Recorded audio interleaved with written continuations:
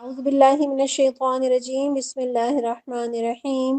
سننے والی تمام بہنوں کو السلام علیکم ورحمۃ اللہ وبرکاتہ۔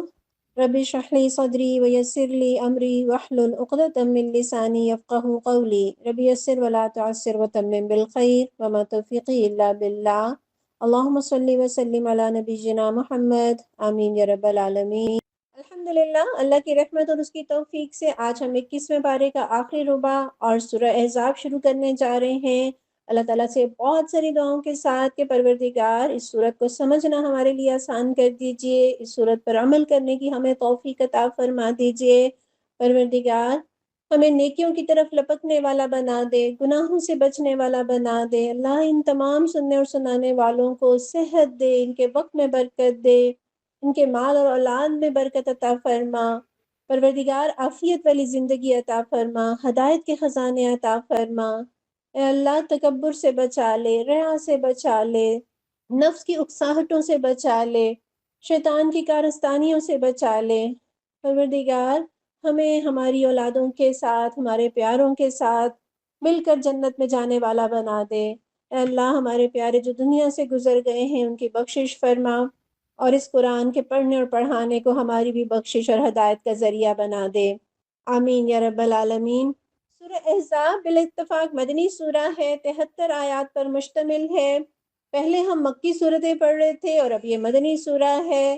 مکی صورتوں کا اپنا مزاج ہے جس میں ہم توحید، رسالت اور آخرت کا تذکرہ پڑھتے ہیں، کچھ اخلاقی خوبیوں اور خامیوں کا تذکرہ بھی ہوتا ہے، لیکن مدنی صورتوں میں جہاد کا تذکرہ، سیاست کا تذکرہ، معاشی مسائل کا تذکرہ، اسلام کی آئلی زندگی کا تذکرہ اور عسکری معاملات، اور اس کے ساتھ ساتھ ایسا محسوس ہوتا ہے کہ یہ صورت نبی صلی اللہ علیہ وسلم کی ذات کے گرد گھومتی ہے۔ آپ کی شان کا تذکرہ ہے، آپ کی ازواج امت کی مائیں ہیں، ختم نبوت کا ذکر ہے، آپ صلی اللہ علیہ وسلم کی ذات کو تمام مسلمانوں کے لیے نمونہ قرار دیا، درود کی تلقین کی۔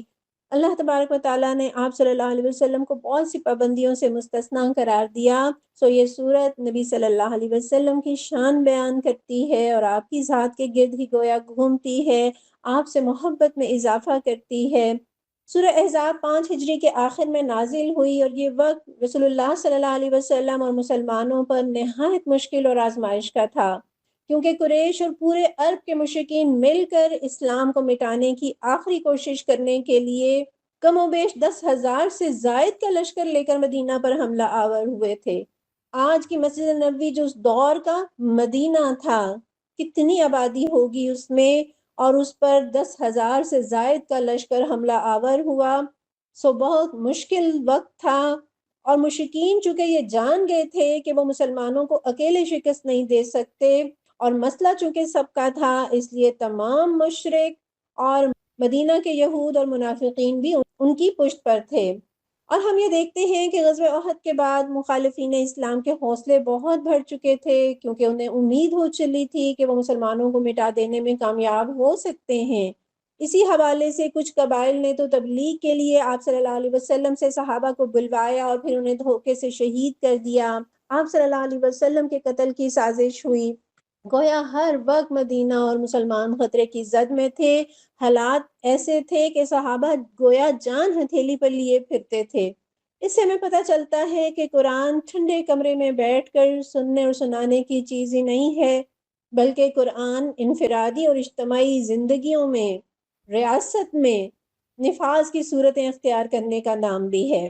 اتنے مشکل حالات میں نبی صلی اللہ علیہ وسلم کی حکمت، آپ کے تدبر اور صحابہ کی جان نثاریاں اور محض اللہ کا فضل کہ مسلمانوں کا رعب پھر سے قائم ہوا۔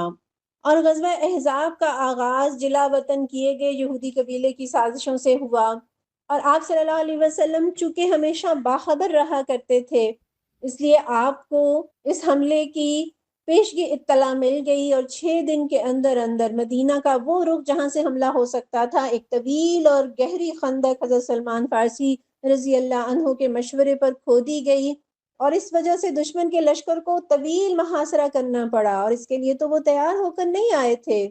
پھر انہوں نے مسلمانوں کو شکست دینے کے لیے واحد حل مدینہ میں مقیم یہودی قبیلہ بنو قریظہ کو بدہدی پر آمادہ کیا، کہ جس طرف مسلمانوں کی عورتیں اور بچے بھی تھے، یہ وہ وقت تھا جب مسلمان بری طرح ہلا مارے گئے۔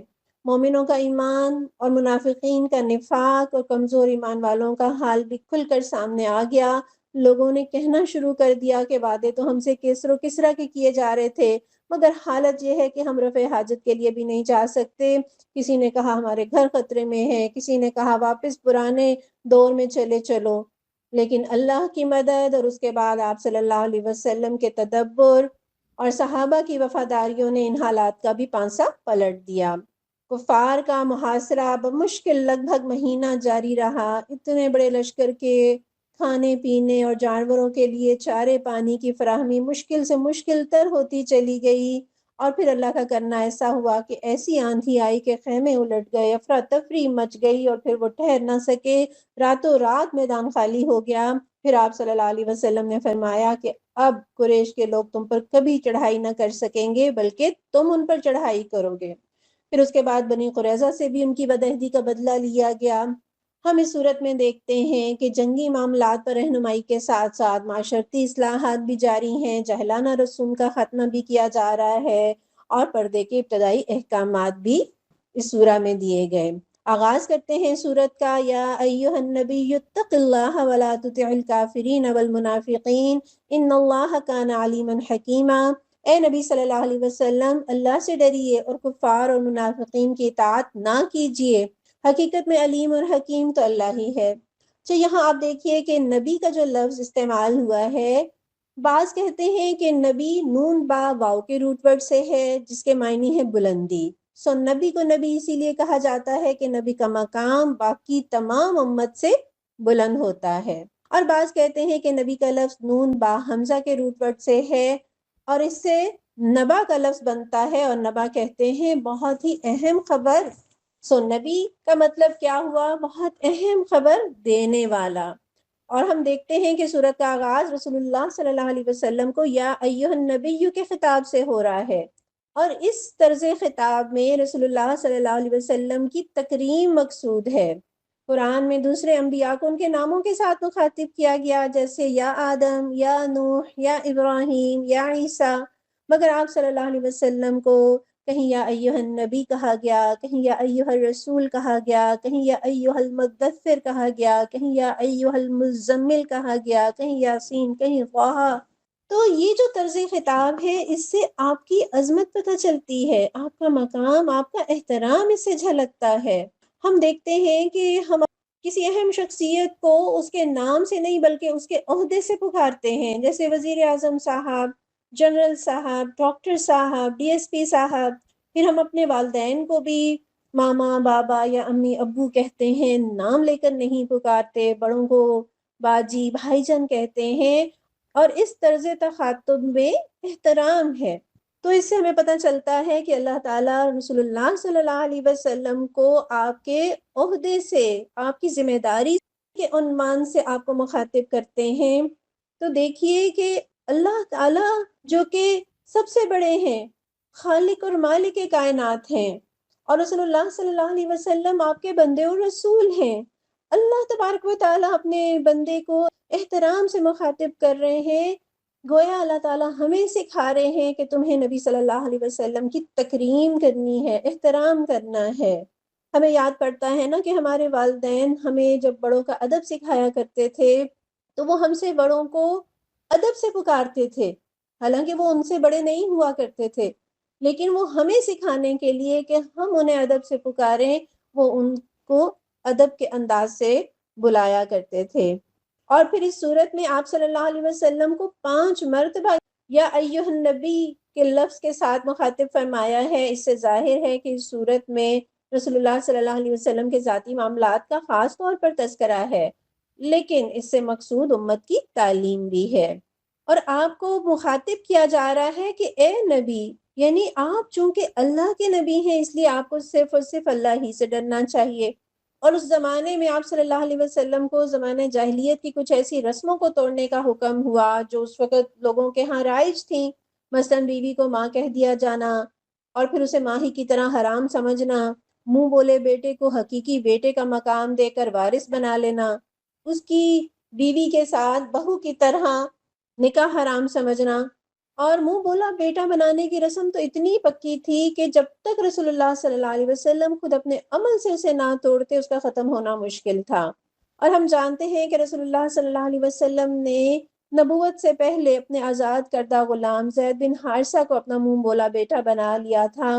اور جاہلیت کی رسموں میں سے چونکہ ایک رسم یہ بھی تھی کہ غلام آزاد بھی ہو جائے تو اسے حقیر ہی سمجھتے تھے اور وہ آزاد لوگوں کا درجہ دینے کے لیے تیار نہیں ہوتے تھے۔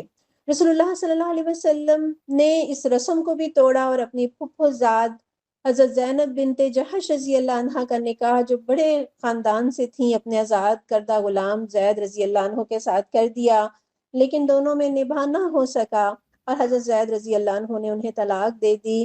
اس سے ہمیں یہ بھی پتہ چلتا ہے کہ کسی جوڑے میں اگر جدائی ہوتی ہے تو ضروری نہیں ہے کہ اس میں کسی کا قصور ہو، کسی کی غلطی ہو۔ یہاں آپ دیکھیے حضرت زید رضی اللہ عنہ صحابی رسول ہیں، حضرت زینب ام المساکین ہیں، صحابیاں ہیں، ایمان، اخلاق، کردار کے اعتبار سے دونوں اپنی جگہ بہترین ہیں، لیکن نباہ نہ ہو سکا۔ تو آپ صلی اللہ علیہ وسلم کو اللہ کی طرف سے اشارہ ہوا کہ آپ اپنے منہ بولے بیٹے کی متعلقہ بیوی سے خود نکاح کر لیں، اور چونکہ وہ کام جو حضور نے خود کیا ہو اس کے بارے میں کسی مسلمان کے دل میں کراہت تک نہیں آ سکتی تھی، اس لیے آپ کے ذریعے اس رسم کو ختم کرنے کا حکم ہوا۔ لیکن آپ کو ڈر یہ تھا کہ پورے عرب کے مشرکین اور منافقین اس عمل پر تان کا طوفان برپا کر دیں گے کہ محمد صلی اللہ علیہ وسلم جو بہو سے نکاح کو حرام کہتے ہیں اور خود بہو سے نکاح کر لیا۔ اور یہ خوف اپنی بدنامی کے ڈر سے نہیں تھا بلکہ اس وجہ سے تھا کہ اسلام کو نقصان نہ پہنچے، وہ لوگ جو اسلام کی طرف مائل ہو رہے ہیں کہیں وہ بدگمان نہ ہو جائیں، کہیں وہ شک میں نہ پڑ جائیں۔ اور پھر اس کے علاوہ مسلمانوں کے لیے زیادہ سے زیادہ 4 بیویوں سے نکاح جائز تھا، اور اگر آپ صلی اللہ علیہ وسلم حضرت زینب سے نکاح کرتے تو یہ آپ کی 5ویں بیوی ہوتی۔ اس پر بھی کفار اور منافقین کو تانے دینے کا موقع ملتا، جبکہ عام مسلمانوں پر 4 بیویوں کی حد لگانے والی ذات بھی اللہ ہی کی تھی، اور آپ صلی اللہ علیہ وسلم کو اس قاعدے سے مستثنا کرنے والی ذات بھی اللہ رب العزت کی تھی۔ مگر آپ صلی اللہ علیہ وسلم کفار اور منافقین کے طوفان اٹھانے کے خوف سے جو جھجک رہے تھے، اسی لیے اللہ تعالیٰ نے سورت کے آغاز ہی میں یہ کہہ دیا کہ نبی صلی اللہ علیہ وسلم اللہ سے ڈریے اور کفار اور منافقین کا کہنا مت مانیے۔ اور پھر فرمائے ان اللہ کان علیما حکیما، کہ بے شک اللہ ہمیشہ سے ہر چیز کا علم رکھنے والا ہے، کمال حکمت والا ہے، یعنی اس کے احکامات علم اور حکمت پر مبنی ہیں، جبکہ کفار کے رسم و رواج وہم و گمان اور جہالت اور بے وقوفی پر مبنی ہیں۔ اور یہ کہ اللہ خوب جانتا ہے کہ کیا حکم دینا ہے، اور اللہ جانتا ہے کہ دین اسلام کی مصلحت کس کام میں ہے اور کس کام میں نہیں ہے۔ اور آگے چونکہ یہ بھی بیان آ رہا ہے کہ منہ سے کہہ دینے سے کوئی عورت ماں نہیں بن جایا کرتی، نہ کوئی شخص منہ سے کہہ دینے سے بیٹا بن جاتا ہے، اور وہ تقدس جو حقیقی ماں، بہن اور بیٹی اور بہو کے رشتے میں ہوتا ہے مصنوعی رشتے میں کبھی ہو نہیں سکتا، بلکہ یہ رشتے عام میل ملاپ کی وجہ سے برائی پھیلنے کا باعث بن سکتے ہیں۔ اس لیے کسی کافر یا منافق سے ڈرنے کی ضرورت نہیں ہے، بس اللہ سے ڈریے اور اسی کا حکم مان کر جاہلیت کی ان رسموں کو توڑ دیجیے۔ اور اس آیت میں رسول اللہ صلی اللہ علیہ وسلم کو مخاطب کر کے امت کو تنبیہ کی گویا مؤثر ترین صورت اختیار فرمائی گئی کہ جب یہ حکم اس امت کے سب سے بڑے شخص کو ہے تو دوسروں کے لیے تو اس کی تاکید اس سے بھی زیادہ ہے۔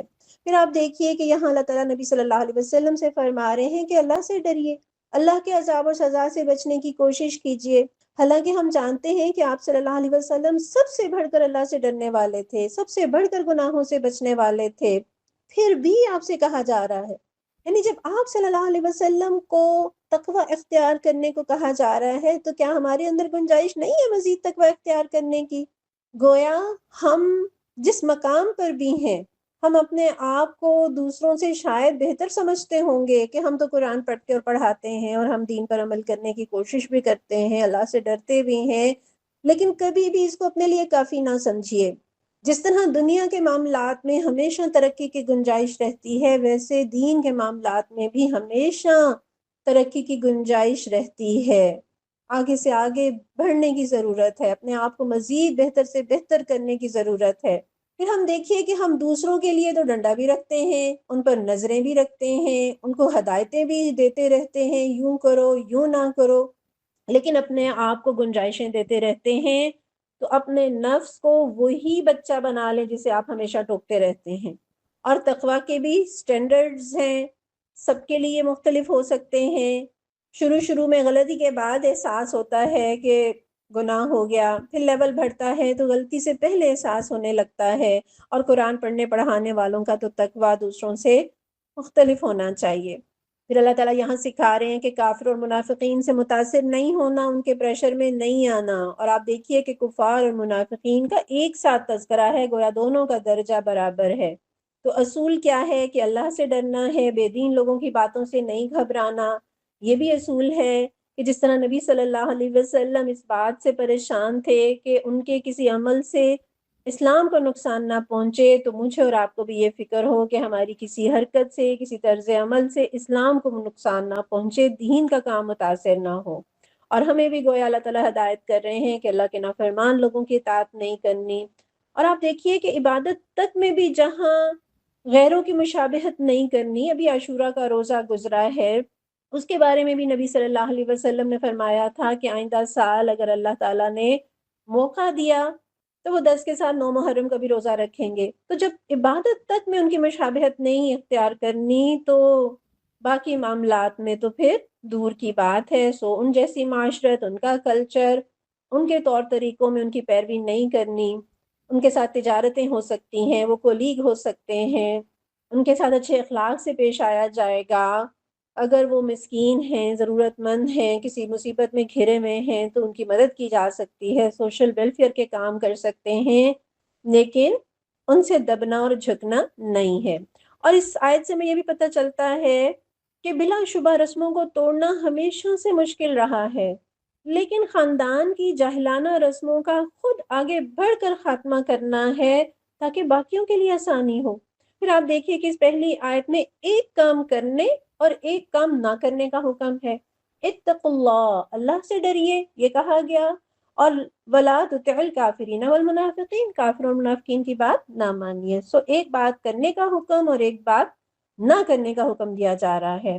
واتبع ما یوحى الیک من ربک ان اللہ کان بما تعملون خبیرا، پیروی کیجیے اس بات کی جس کا اشارہ آپ کے رب کی طرف سے آپ کو کیا جا رہا ہے، اللہ ہر اس بات سے باخبر ہے جو تم لوگ کرتے ہو۔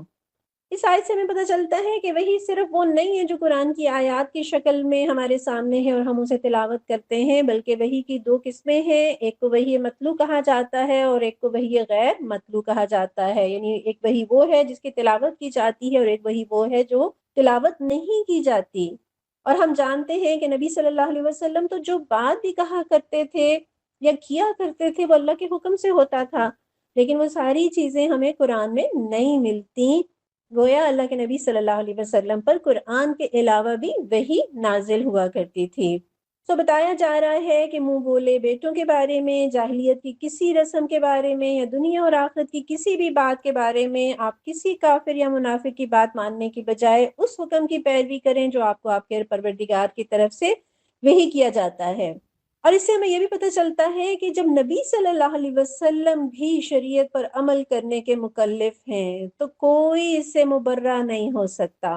سو بندہ کوئی بھی ہو، زمانہ کوئی بھی ہو، جگہ کوئی بھی ہو، معاملہ کوئی بھی ہو، عبادت ہو یا معاملات، خوشی ہو یا غم، ہم میں سے ہر ایک ہر وقت میں شریعت پر عمل کرنے کا مکلف ہے۔ پھر اللہ تعالیٰ نے فرمایا ان اللہ کان بما تعملون خبیرا، یعنی تم اللہ کی وحی یعنی قرآن اور سنت کی پیروی کے حوالے سے جو کچھ بھی کرتے ہو اللہ اس سے پوری طرح باخبر ہے۔ اللہ دیکھ رہا ہے کہ تم لوگوں کے طعنے برداشت کرتے ہو، اللہ دیکھ رہا ہے ان مسلمانوں کو بھی جو ہر حال میں اپنے دین سے، اپنے نبی سے بدظن نہیں ہوتے، عقیدت میں جمے رہتے ہیں۔ وہ منافقین کے طرز عمل سے بھی خوب باخبر ہے، وہ یہ جانتا ہے کون اس کے حکموں پر خوش دلی سے عمل کر رہا ہے یا کون تنگ دلی سے عمل کر رہا ہے یا کون عمل ہی نہیں کر رہا۔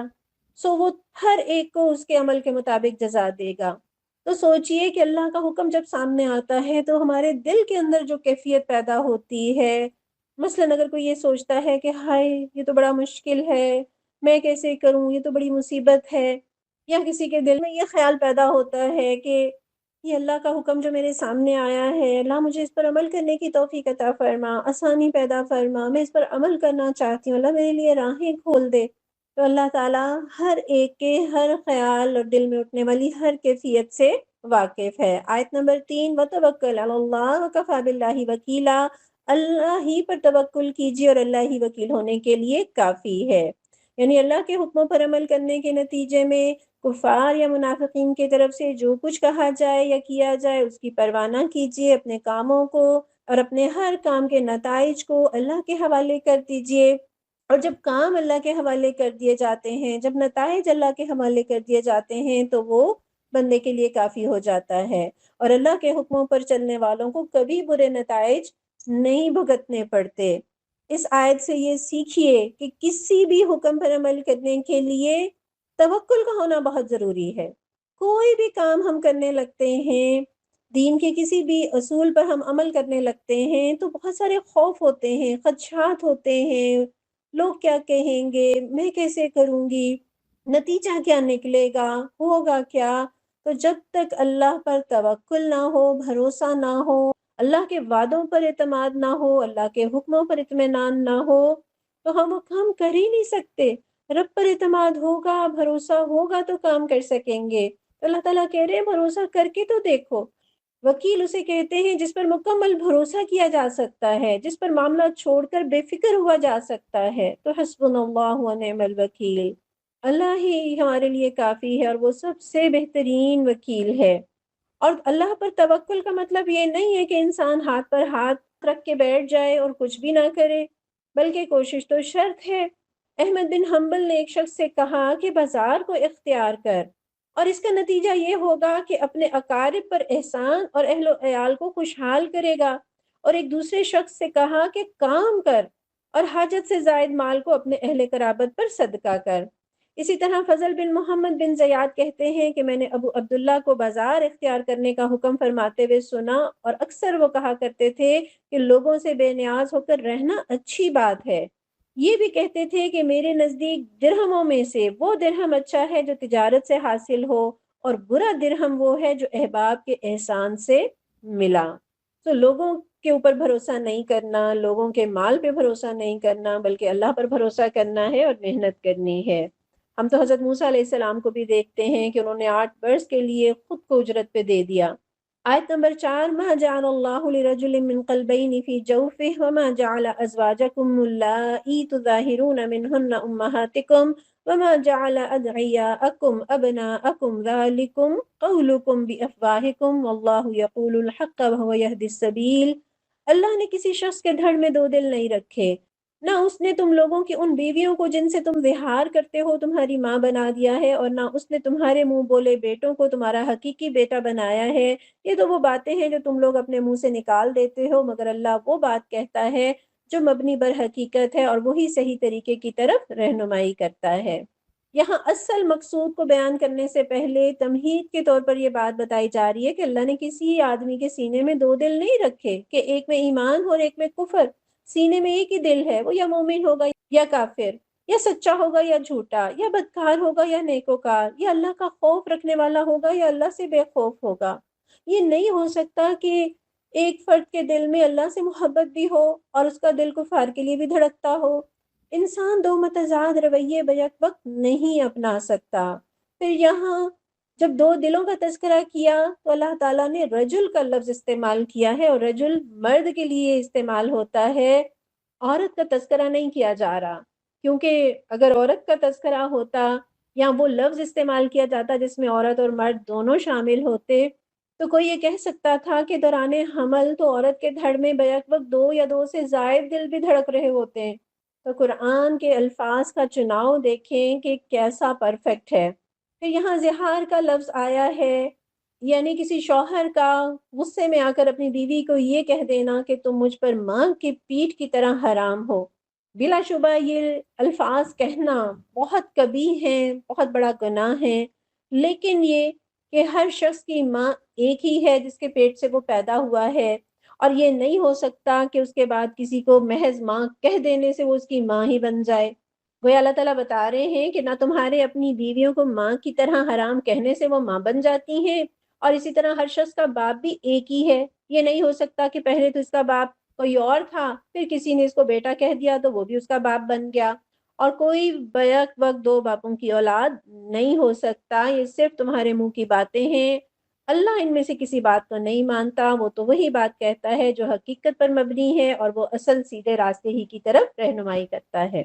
ان آیات میں کسی کو منہ بولا بیٹا بنانے سے منع کیا گیا، جس کے نتیجے میں اسے حقیقی بیٹے کی طرح سمجھا جاتا تھا، اور وہ بیٹا بنانے والے کی ولدیت کے ساتھ مشہور ہوتا، اس کا وارث قرار پاتا۔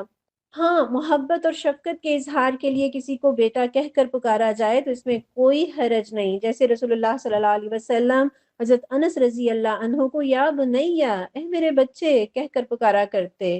مسلم کی یہ 2151 نمبر کی حدیث سے ہمیں پتہ چلتا ہے۔ تو یہاں اصول کی بات یہ ہے کہ کسی کو بیٹا، بھائی، بہن، ماں کہہ دینے سے یا بنا لینے سے وہ بن نہیں جایا کرتے، ہر ایک کا اپنا مقام ہے۔ آیت نمبر 5، ادعوہم لآبائہم هو اقسط عند اللہ فإن لم تعلموا آباءہم فإخوانکم فی الدین وموالیکم ولیس علیکم جناح فیما اخطأتم به ولکن ما تعمدت قلوبکم وکان اللہ غفورا رحیما۔ منہ بولے بیٹوں کو ان کے باپوں کی نسبت سے پکارو، یہ اللہ کے نزدیک زیادہ منصفانہ بات ہے، اور اگر تمہیں معلوم نہ ہو کہ ان کے باپ کون ہیں تو وہ تمہارے دینی بھائی اور رفیق ہیں۔ نادانستہ جو بات تم کہو اس کے لیے تم پر کوئی گرفت نہیں، لیکن اس بات پر ضرور گرفت ہے جس کا تم دل سے ارادہ کرو۔ اللہ درگزر کرنے والا اور رحیم ہے۔ ان آیات کے نزول کے بعد رسول اللہ صلی اللہ علیہ وسلم نے بچے کو اصل باپ کے سوا کسی دوسرے باپ کی طرف منسوب کرنے سے منع کر دیا، اور اس کی سخت وعید بیان فرمائی۔ چنانچہ حضرت زید رضی اللہ عنہ کو بھی زید بن محمد کی بجائے زید بن حارثہ کہا جانے لگا۔ بخاری کی 6766 نمبر کی حدیث ہے، رسول اللہ صلی اللہ علیہ وسلم نے فرمایا، جس شخص نے اپنے باپ کے غیر کی طرف اپنی نسبت کی اور وہ جانتا ہو کہ وہ اس کا باپ نہیں تو اس پر جنت حرام ہے۔ پھر یہ بتا دیا گیا کہ اگر ان کے باپ معلوم نہ ہو، جیسے جنگوں میں، زلزلوں میں خاندان کے خاندان مٹ جاتے ہیں اور کوئی بچہ لاوارث رہ جاتا ہے جس کے ماں باپ کا معلوم نہیں ہے، تو اللہ تعالیٰ کیا سکھا رہے ہیں کہ وہ تمہارے دینی بھائی ہیں، دوست ہیں، کسی کی طرف نسبت کی بجائے انہیں یا اخی یا مولایا، اے میرے بھائی یا میرے دوست کہہ کر پکارو۔ حضرت سلمان فارسی رضی اللہ عنہ، حضرت صہیب رومی رضی اللہ عنہ دونوں اپنے والد کا نام تک نہیں جانتے تھے۔ حضرت سلمان فارسی رضی اللہ عنہ کو بچپن میں ہی غلام بنا لیا گیا، اور وہ خود فرماتے ہیں کہ مجھے 10 سے زیادہ مرتبہ بیچا گیا۔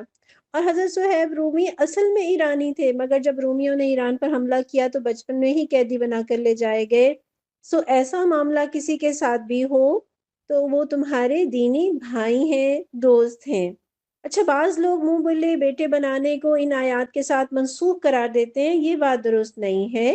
آپ اگر کوئی بچہ اڈاپٹ کرنا چاہتے ہیں، کوئی حرج نہیں، اڈاپٹ کر سکتے ہیں، بلکہ اجر ہے، اور خصوصاً یتیم بچوں کی کفالت میں تو بہت اجر ہے۔ رسول اللہ صلی اللہ علیہ وسلم نے اس گھر کو بہترین گھر قرار دیا جہاں کوئی یتیم بچہ پرورش پا رہا ہو اور اس کے ساتھ اچھا سلوک ہو رہا ہو۔ ابن ماجہ کی 3679 نمبر کی حدیث ہے، آپ صلی اللہ علیہ وسلم نے فرمایا، مسلمانوں میں بہترین گھر وہ ہے جس میں کوئی یتیم زیر کفالت ہو اور اس سے اچھا سلوک کیا جائے۔ پھر حضرت عائشہ رضی اللہ عنہا کو بھی ہم دیکھتے ہیں کہ انہوں نے کئی بچوں کی کفالت کی۔ اگر آپ کوئی بچہ اڈاپٹ کرنا چاہتے ہیں تو اس کا ایک طریقہ یہ بھی ہو سکتا ہے کہ اپنی کسی بھانجی، بھتیجی یا بھابھی وغیرہ سے دودھ پلوا کر اس سے رضاعت کا رشتہ بنا لیا جائے، تو نسب کے رشتے کی طرح رضاعت کے رشتے بھی محترم ہوتے ہیں۔ پھر اس آیت میں یہ بتا دیا کہ اس ممانعت سے پہلے اگر تم منہ بولے بیٹوں کو اپنا بیٹا کہتے رہے، یا کسی کو علم نہ ہونے کی وجہ سے کسی دوسرے کا بیٹا کہہ دیا، یا بلا ارادہ زبان سے کسی کو بیٹا کہا، تو اس میں کوئی گناہ نہیں۔ گناہ تو اس میں ہے کہ ممانعت کے بعد دیدہ و دانستہ کسی کو اس کے باپ کے سوا دوسرے کا بیٹا کہا جائے۔ اور تمہاری خطا پر گناہ اس لیے بھی نہیں کہ اللہ ہمیشہ سے بے حد بخشنے والا اور نہایت رحم کرنے والا ہے، اس نے خطا اور نسیان کو معاف کر دیا ہے۔ رسول اللہ صلی اللہ علیہ وسلم نے فرمایا، یہ ابن ماجہ کی 2043 نمبر کی حدیث ہے، کہ اللہ نے میری خاطر میری امت کو غلطی، بھول اور وہ کام معاف کر دیے ہیں جن پر انہیں مجبور کیا گیا ہو۔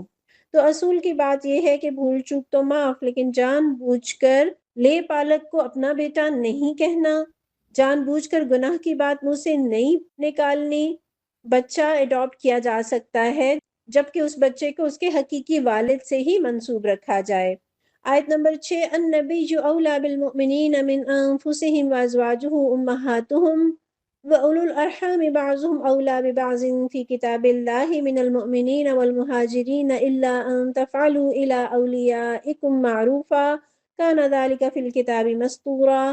بلا شبہ نبی تو اہل ایمان کے لیے ان کی اپنی ذات پر مقدم ہیں اور نبی کی بیویاں ان کی مائیں ہیں، مگر کتاب اللہ کی روح سے عام مومنین اور مہاجرین کی بنسبت رشتہ دار ایک دوسرے کے زیادہ حقدار ہیں۔ البتہ اپنے رفیقوں کے ساتھ تم کوئی بھلائی کرنا چاہو تو کر سکتے ہو، یہ حکم کتاب الہی میں لکھا ہوا ہے۔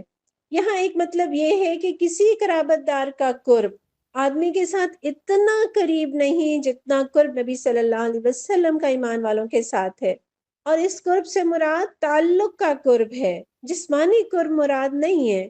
جس طرح تمام قرابت دار جہاں کہیں بھی ہوں ان کا آپس میں ایک نسبی تعلق قائم رہتا ہے، اسی طرح مومن جہاں بھی ہوں ان کے ساتھ رسول اللہ صلی اللہ علیہ وسلم کی قرابت تمام رشتہ داروں حتیٰ کہ اپنی جان کی قربت سے بھی زیادہ ہے۔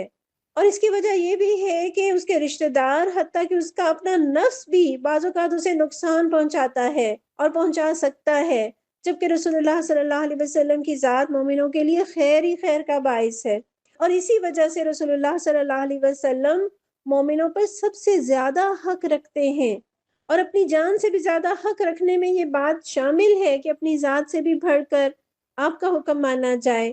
ایک طرف دنیا جہاں کے کسی بھی شخص حتیٰ کہ اپنی ذات کا تقاضا ہو اور دوسری طرف رسول اللہ صلی اللہ علیہ وسلم کا فرمان ہو تو آپ کے فرمان کو ترجیح دی جائے گی۔ اور اس میں یہ بھی شامل ہے کہ آپ صلی اللہ علیہ وسلم کے ساتھ اپنی جان سے بڑھ کے محبت کی جائے۔ رسول اللہ صلی اللہ علیہ وسلم نے فرمایا، یہ بخاری کی 14 اور 15 نمبر کی حدیث ہے کہ اس ذات کی قسم جس کے ہاتھ میں میری جان ہے، تم میں سے کوئی شخص مومن نہیں ہو سکتا یہاں تک کہ میں اس کے لیے اس کے والد، اس کی اولاد اور تمام لوگوں سے زیادہ محبوب نہ ہو جاؤں۔ اور ایک دفعہ عمر رضی اللہ عنہ نے فرمایا تھا، یا رسول اللہ، آپ مجھے میری جان کے سوا ہر چیز سے زیادہ محبوب ہیں۔ تو آپ صلی اللہ علیہ وسلم نے فرمایا، نہیں اے عمر، اس ذات کی قسم جس کے ہاتھ میں میری جان ہے، جب تک میں تیرے لیے تیری جان سے زیادہ محبوب نہ ہو جاؤں۔ تو عمر رضی اللہ عنہ نے کہا، اب اللہ کی قسم آپ مجھے میری جان سے بھی زیادہ محبوب ہیں۔ تو آپ صلی اللہ علیہ وسلم نے فرمایا تھا، الآن یا عمر، یعنی اے عمر اب بات بنی۔ یہ بخاری کی 6632 نمبر کی حدیث ہے۔ تو اس قدر محبت کا تقاضا کیوں؟ اس لیے کہ اتباع ہو نہیں سکتا جب تک کہ محبت شدید نہ ہو۔ اور رسول اللہ صلی اللہ علیہ وسلم سے محبت کیوں نہ ہو؟ آپ نے ہماری خاطر کتنے دکھ سہے، پتھر کھائے، آپ کا خون بہا، آپ ہمیں اللہ سے ملانے کا ذریعہ بنے۔ کوئی دنیا میں ہمیں آگ سے بچا لے، جلنے سے بچا لے، تو ہم اس کے کس قدر احسان مند ہوں۔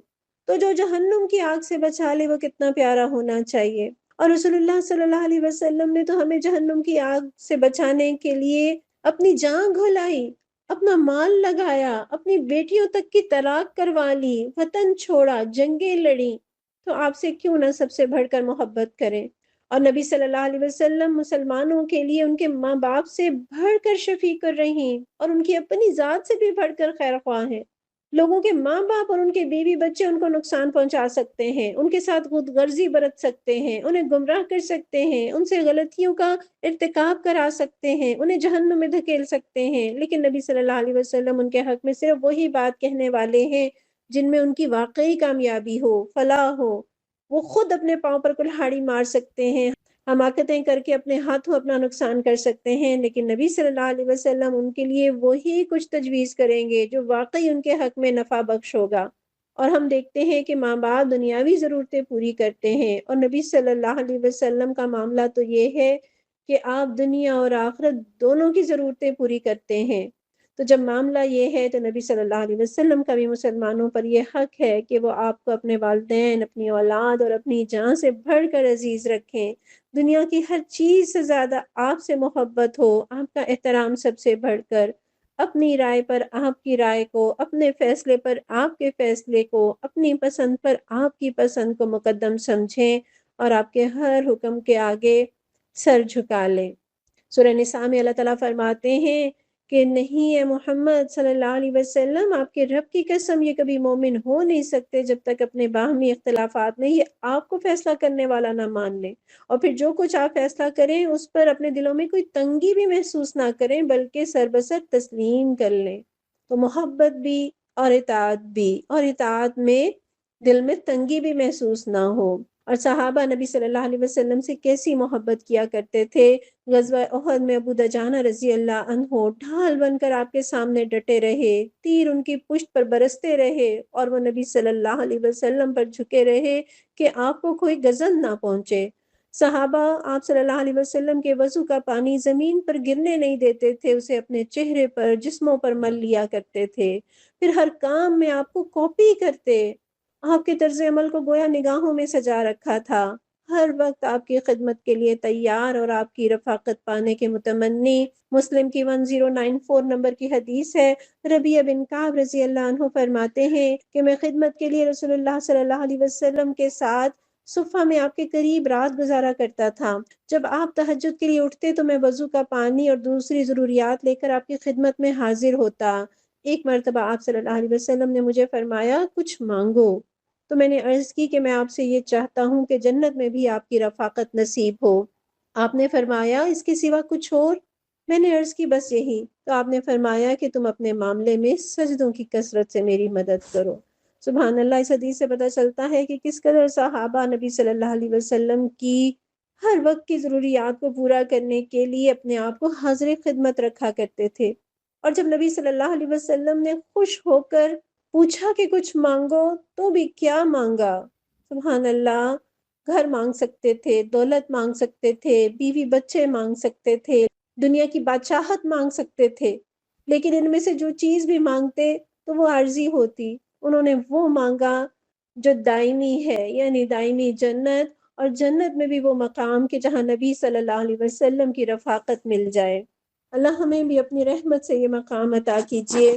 پھر یہ فرمایا کہ وَأَزْوَاجُهُ أُمَّهَاتُهُمْ، کہ نبی صلی اللہ علیہ وسلم کی خصوصیات میں سے ایک خصوصیت یہ ہے کہ مسلمانوں کی اپنی منہ بولی مائیں تو کسی بھی معنی میں ان کی مائیں نہیں، لیکن نبی صلی اللہ علیہ وسلم کی ازواج ان کی مائیں ہیں، اور یہاں مائیں ہونے سے مراد ان کی تعظیم اور تکریم ہے، اور یہ کہ آپ کی وفات کے بعد ان سے نکاح جائز نہیں، لیکن دوسرے احکام مثلاً پردہ اور ان کی اولاد سے شادی وغیرہ اس میں وہ ان کی ماں کی طرح نہیں ہے۔ تو یہاں آپ دیکھ لیجئے کہ اگر پردہ نہ کرنے کی گنجائش ہوتی تو ازواج مطہرات جو امت کے لیے ماں کا درجہ رکھتی ہیں، جو خود اتنی پاکیزہ ہیں، اتنی نیک اور شریف اور باحیا ہیں کہ جن سے زیادہ امت میں کسی نیک اور باحیا خاتون کا تصور نہیں کیا جا سکتا، اور سامنے صحابہ کرام ہیں کہ جن سے زیادہ نیک اور شریف انسان کا تصور نہیں کیا جا سکتا، لیکن ان کے لیے بھی پردے کی چھوٹ نہیں ہے۔ پھر یہ فرمایا کہ وَأُولُو الْأَرْحَامِ بَعْضُهُمْ أَوْلَىٰ بِبَعْضٍ فِي كِتَابِ اللَّهِ، یعنی رسول اللہ صلی اللہ علیہ وسلم جب ہجرت کر کے مدینہ آئے تو آپ نے مہاجرین کی آبادکاری کے لیے، ان کی ضرورتوں کو پورا کرنے کے لیے ایک ایک مہاجر اور ایک ایک انصاری کو آپس میں ایک دوسرے کا بھائی بنا دیا۔ تو یہاں جو یہ بتایا کہ منہ کے ساتھ کہنے سے نہ کوئی ماں بنتی ہے، نہ بیٹا، نہ ہی بھائی، اس لیے وراثت کے زیادہ حقدار رشتے کے بھائی ہیں، نہ کہ دین کی بنیادوں پر بننے والے بھائی، نہ دوستیاں۔ نبی کا معاملہ تو مختلف ہے، لیکن باقی مسلمانوں کے تعلقات آپس میں اسی ضابطے پر ہوں گے کہ پہلے رشتہ دار پھر غیر رشتہ دار۔ زکوٰۃ کا معاملہ ہو یا خیرات کا، صدقے کا معاملہ ہو یا حسن سلوک کا، یا میراث کا معاملہ، پہلے رشتہ دار ہیں پھر کوئی اور۔ ہاں، مالی امداد کی جا سکتی ہے، تحفہ دیا جا سکتا ہے، یا وصیت کے ذریعے 1/3 میں سے بھی دے سکتے ہیں، لیکن رشتہ داروں کا حق جو ہے وہ سب سے پہلے ہے۔ پھر یہ بتایا کہ اپنے مومن بھائیوں کے ساتھ کوئی نیکی کرو تو درست ہے، مثلا زندگی میں ان سے احسان والا معاملہ کرو، انہیں تحائف دیا کرو، یا وصیت کے ذریعے 1/3 میں سے دو، تو اس میں کوئی حرج نہیں۔ آیت نمبر 7، وَإِذَا أَخَذْنَا مِنَ النَّبِيِّينَ مِيثَاقَهُمْ وَمِنْكَ وَمِن نُوحٍ وَإِبْرَاهِيمَ وَمُوسَىٰ وَعِيسَىٰ ابْنِ مَرْيَمَ وَأَخَذْنَا مِنْهُم مِيثَاقًا غَلِيظًا۔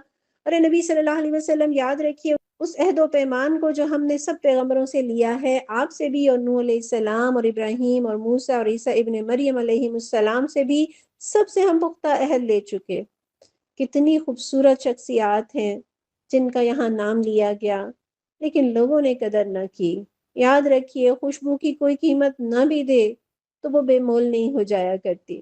نبی صلی اللہ علیہ وسلم کو ان آیات میں جو جاہلی رسم ختم کرنے کا حکم دیا گیا اور آپ کو جن باتوں کا اندیشہ تھا، اسی لیے اللہ تعالیٰ نے آپ صلی اللہ علیہ وسلم کو اس عہد کی طرف توجہ دلائی جو اللہ رب العزت نے تمام انبیاء سے اور خود رسول اللہ صلی اللہ علیہ وسلم سے لیا، جس کے ذریعے سے ان پر یہ فریضہ عائد کیا گیا کہ وہ ہر حال میں احکام پر عمل کرنے میں اور انہیں لوگوں تک پہنچانے میں کوئی تنگی محسوس نہیں کریں گے، اور ان معاملات میں وہ اللہ کے سوا کسی سے نہیں ڈریں گے۔ انبیاء سے لیے جانے والے عہد کا تذکرہ سورہ احزاب کے علاوہ سورہ آل عمران اور سورہ شورى میں بھی ہے کہ ہر پیغمبر دوسرے تمام پیغمبروں کی تصدیق کرے گا، اپنے آپ پر اور لوگوں پر دین کو قائم کرے گا، دین میں تفرقے سے بچے گا، مخالفتوں کے باوجود اللہ کے دین کی دعوت میں کوتاہی نہیں کرے گا۔ پھر یہاں آپ دیکھیے کہ یہاں جو فہرست انبیاء کی لی گئی اس میں سب سے پہلا نام کس نبی کا ہے؟ دیکھیے اور بتائیے۔ وَمِن کا، آپ صلی اللہ علیہ وسلم کا تذکرہ سب سے پہلے، حالانکہ آپ سب سے آخر میں مبعوث ہوئے۔ اس سے بھی ہمیں آپ کی تکریم اور عزت کا پتہ چلتا ہے۔ پھر ہم دیکھتے ہیں یہاں جن انبیاء کا تذکرہ کیا گیا، اس سے ان پیغمبروں کی شان ظاہر ہوتی ہے، اور ان میں سے ہر پیغمبر کی دعوت مدت دراز تک جاری رہی۔ پھر آپ دیکھیے کہ نبیوں نے کبھی ایک دوسرے کی لیگ پولنگ نہیں کی، ہر ایک نے دوسرے کی تصدیق کی، سپورٹ کی، تعریف کی، ان کی دعوت کی، ان کی بات کی تصدیق کی، ان کے مشن کو آگے بڑھایا۔ ان تمام انبیاء کے نزدیک مشن اہم تھا، نام اہم نہیں تھا، ذات اہم نہیں تھی۔ تو ضمناً یہاں یاد رکھیے کہ معاشرے کے اندر جتنی بھی آرگنائزیشنز اچھے کاموں کے لیے خصوصاً دین کے کاموں کو کر رہی ہیں، کبھی کسی کو برا نہ کہیے، ہر ایک کا احترام کیجیے۔ ہم پریکٹیکلی ہم کسی ایک کے ساتھ مل کر ہی کام کر سکتے ہیں، لیکن یہ ساری تنظیمیں اور تحریکیں جو خالصتاً اللہ کے لیے دین کے کسی بھی پہلو سے کوئی بھی خدمت کر رہی ہیں، وہ یقیناً پھولوں کے گلدستے کی طرح ہیں جن کے رنگ مختلف ہو سکتے ہیں، سائز مختلف ہو سکتے ہیں، لیکن وہ معاشرے کے اندر خوبصورتی اور خوشبو ہی پھیلاتی ہیں۔ اور یہاں یہ جو لفظ استعمال ہوا نا، میثاقاً غلیظا، غلیظ عربی میں کہتے ہیں بھاری اور ضخیم چیز کو، جس کا بوجھ اس قدر ہو کہ انسان اس کے نیچے سے نکل نہ سکے۔ تو گویا یہ عہد ایک بھاری ذمہ داری ہے۔ پھر یہاں دیکھیے کہ آپ صلی اللہ علیہ وسلم کے بعد کسی پیغمبر سے عہد لینے کا تذکرہ نہیں ہے، اس سے بھی ختم نبوت کی طرف اشارہ ملتا ہے۔ آیت نمبر 8، لِيَسْأَلَ الصَّادِقِينَ عَنْ صِدْقِهِمْ وَأَعَدَّ لِلْكَافِرِينَ عَذَابًا أَلِيمًا، تاکہ سچے لوگوں سے ان کا رب ان کی سچائی کے بارے میں سوال کرے، اور کافروں کے لیے تو اس نے دردناک عذاب مہیا کر ہی رکھا ہے۔ یعنی اللہ تعالیٰ نے یہ عہد محض قول و قرار کے لیے نہیں لیا، بلکہ اس لیے لیا ہے کہ وہ قیامت کے دن پیغمبروں سے سوال کرے گا کہ کیا تم نے قوم کو میرا پیغام پہنچایا، اور پھر تمہاری قوم نے تمہیں کیا جواب دیا، دعوت کا نتیجہ کیا نکلا۔ پیغمبروں سے جو عہد لیا وہ ان کی امت کے لوگوں کے لیے بھی ہے، اور یہاں صادقین کا لفظ بھی عام ہے۔ اس سے پتہ چلتا ہے کہ ہر مومن سے بھی اس عہد کے بارے میں سوال ہوگا۔ جنہوں نے اللہ کے ساتھ کیے ہوئے وعدے کو نبھایا وہی سچے قرار پائیں گے، وہی اجر کے مستحق ہوں گے، اور عہد کی سچائی کو عمل سے ثابت کرنا ہوگا۔ اور یہاں اللہ نے بتا دیا کہ جنہوں نے اس عہد کا انکار کیا ان کے لیے اللہ نے دردناک عذاب تیار کر رکھا ہے۔ اور اس عہد کی ذمہ داری کس قدر تھی، رسول اللہ صلی اللہ علیہ وسلم اسے کیسے محسوس کیا کرتے تھے، بخاری کی 4582 نمبر کی حدیث کا مفہوم ہے۔ آپ صلی اللہ علیہ وسلم نے ابن مسعود رضی اللہ عنہ سے فرمایا کہ مجھے قرآن پڑھ کر سناؤ۔ ابن مسعود رضی اللہ عنہ عرض کرتے ہیں حضور صلی اللہ علیہ وسلم کو میں پڑھ کے سناؤں، جبکہ وہ قرآن تو آپ ہی پر نازل ہوا ہے۔ آپ نے فرمایا میں اسے دوسرے سے سننا چاہتا ہوں۔ فرماتے ہیں چنانچہ میں نے آپ کو سورہ نساء سنانی شروع کی، اور جب میں فَكَيْفَ إِذَا جِئْنَا مِنْ كُلِّ أُمَّةٍ بِشَهِيدٍ وَجِئْنَا بِكَ عَلَى هَؤُلَاءِ شَهِيدًا پر پہنچا کہ کیا بنے گی جب ہم ہر امت سے گواہ لائیں گے، اور اے نبی صلی اللہ علیہ وسلم آپ کو ان سب پر بطور گواہ پیش کریں گے۔ تو آپ صلی اللہ علیہ وسلم نے فرمایا ٹھہر جاؤ۔ ابن مسعود رضی اللہ عنہ فرماتے ہیں میں نے دیکھا تو آپ کی آنکھوں سے آنسو بہہ رہے تھے۔ یہ آنسوؤں کا بہنا یقیناً ذمہ داری کے احساس کی بنا پر تھا۔ اللہ تعالیٰ ہمیں دین کا پیغام اپنی زبان سے، اپنے عمل سے، تمام ذرائع ابلاغ کے جو طریقے دنیا میں رائج ہیں، جو ممکن صورتیں ہیں، اللہ ہمیں ان کو اختیار کر کے لوگوں تک پہنچانے کی توفیق عطا فرما دیجیے۔ ہم سے وہ کام لے لے کہ ہم اپنے اس عہد میں سچے ثابت ہوں۔ آیت نمبر 9، یا ایھا الذین آمنوا اذکروا نعمت اللہ علیکم اذ جاءتکم جنود فارسلنا علیہم ریحا وجنودا لم تروها وکان اللہ بما تعملون بصیرا۔ اے لوگوں جو ایمان لائے ہو، یاد کرو اللہ کے احسان کو جو ابھی ابھی اس نے تم پر کیا ہے۔ جب لشکر تم پر چڑھ آئے تو ہم نے ان پر ایک سخت آندھی بھیج دی اور ایسی فوجیں روانہ کی جو تمہیں نظر نہ آتی تھیں۔ اللہ وہ سب کچھ دیکھ رہا تھا جو تم لوگ اس وقت کر رہے تھے۔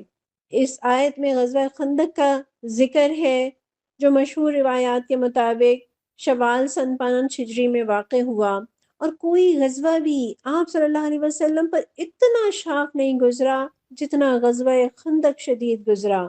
سخت سردی، تنگ حالی، پیٹ پر پتھر باندھے مزدوری کرتے ہوئے صحابہ اور رسول اللہ صلی اللہ علیہ وسلم، اور خوف کا عالم، اور حال یہ بھی ہوا کہ نمازیں قضا ہوئیں، اور پھر یہ کہ یہودیوں کی بدعہدی۔ سو بہت ہی مشکل وقت تھا۔ رسول اللہ صلی اللہ علیہ وسلم نے حضرت سلمان فارسی رضی اللہ عنہ کے مشورے سے مدینہ کی وہ سائڈ جہاں سے حملے کا خطرہ ممکن تھا خندق کھدوائی، اور عام مسلمانوں کے ساتھ آپ خود بھی زمین کھودنے اور مٹی اٹھانے کا کام کرتے رہے۔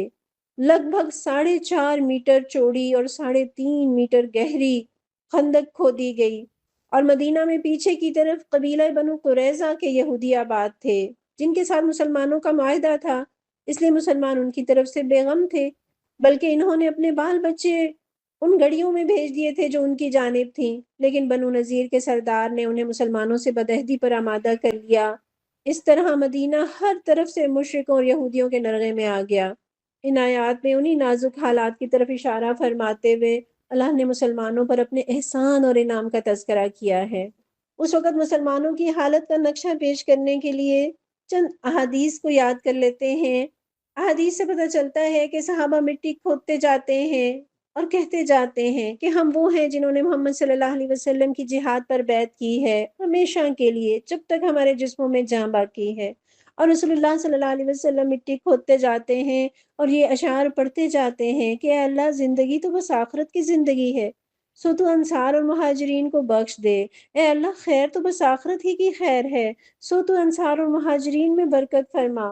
سبحان اللہ، وہ صحابہ جو دین کو غالب کرنے کے لیے دین کی حفاظت میں اپنی جانیں لگا رہے تھے، اللہ کے نبی صلی اللہ علیہ وسلم جھولی بھر بھر ان کو دعائیں دے رہے ہیں۔ اللہ ہم سے بھی دین کی خدمت کا کام لے لے اور ہمیں بھی نبی صلی اللہ علیہ وسلم کی دعاؤں کا مصداق بنا دے۔ اسی طرح بخاری کی 4101 نمبر کی حدیث ہے، جابر رضی اللہ عنہ فرماتے ہیں کہ خندق کے دن ہم کھدائی کر رہے تھے تو ایک سخت چٹان آ گئی۔ صحابہ نبی صلی اللہ علیہ وسلم کے پاس آئے اور بتایا کہ یہ ایک سخت چٹان آ گئی ہے۔ آپ نے فرمایا میں اترتا ہوں۔ چنانچہ آپ اٹھے، آپ کے پیٹ پر پتھر بندھا ہوا تھا۔ راوی کہتے ہیں کہ ہمیں 3 دن گزر چکے تھے کہ ہم نے کوئی چیز چکھی تک نہ تھی۔ نبی صلی اللہ علیہ وسلم نے کدال پکڑی، چٹان پر ماری تو وہ بھربھرے تودے کی طرح ہو گئی۔ جابر رضی اللہ عنہ فرماتے ہیں میں نے کہا یا رسول اللہ مجھے گھر جانے کی اجازت دیں۔ فرماتے ہیں گھر جا کے میں نے بیوی سے کہا کہ میں نے نبی صلی اللہ علیہ وسلم کی ایسی حالت دیکھی ہے جس پر مجھ سے صبر نہیں ہو سکتا، تو تیرے پاس کچھ ہے، یعنی کھانے کے لیے کچھ ہے؟ تو اس نے کہا میرے پاس کچھ جو اور ایک بکری کی پٹھوری ہے۔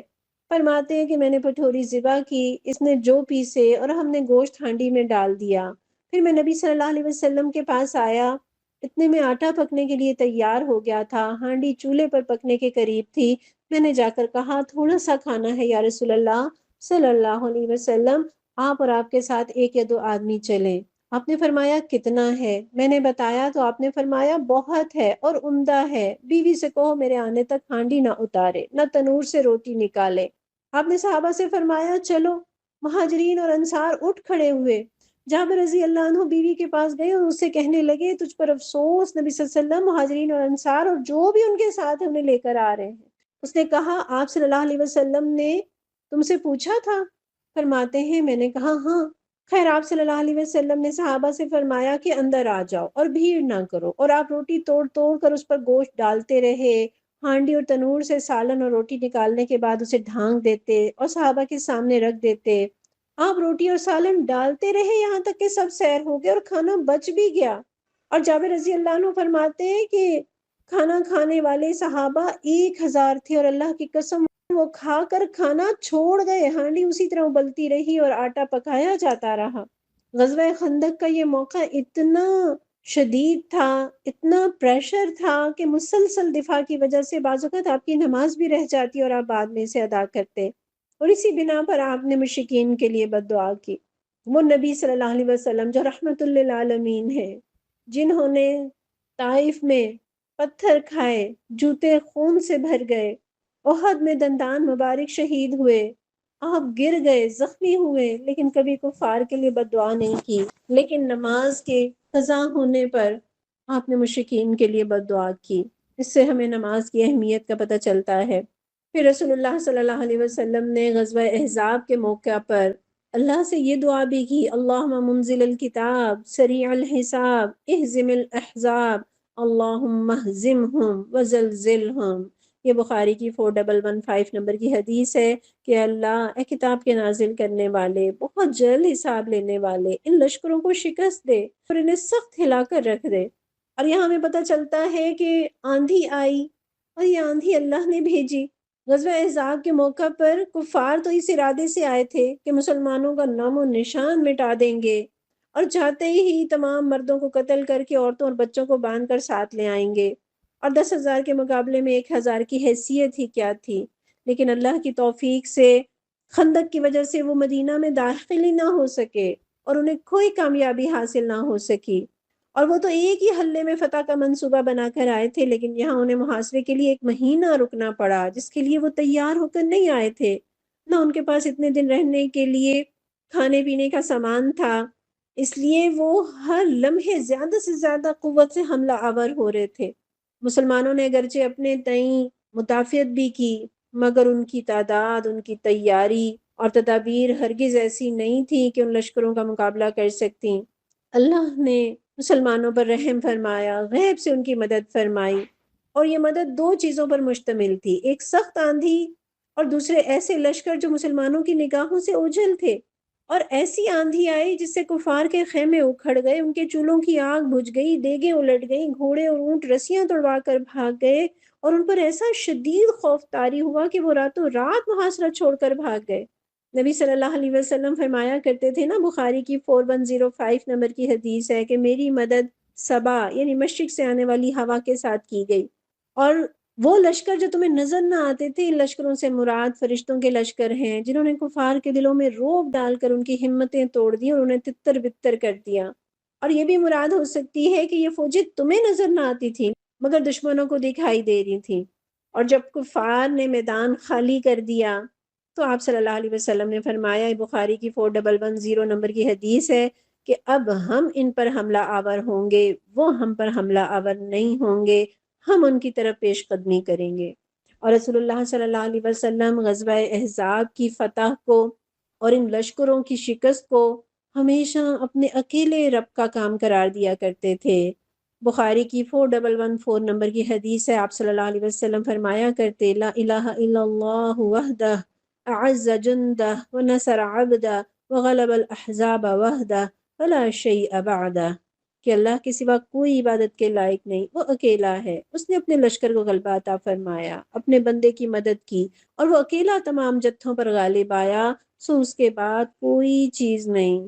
آیت کے آخر میں ہے نا، وَكَانَ اللَّهُ بِمَا تَعْمَلُونَ بَصِيرًا، کہ جو کچھ بھی تم کر رہے تھے اللہ تمہیں دیکھ رہا تھا، یعنی دشمن کے مقابلے میں جو محنت تم کر رہے تھے، خندقیں کھود رہے تھے، بھوک پیاس خوف اور سردی برداشت کر رہے تھے اور ڈٹے ہوئے تھے، جمے ہوئے تھے، اللہ ہر چیز کو خوب دیکھ رہا تھا۔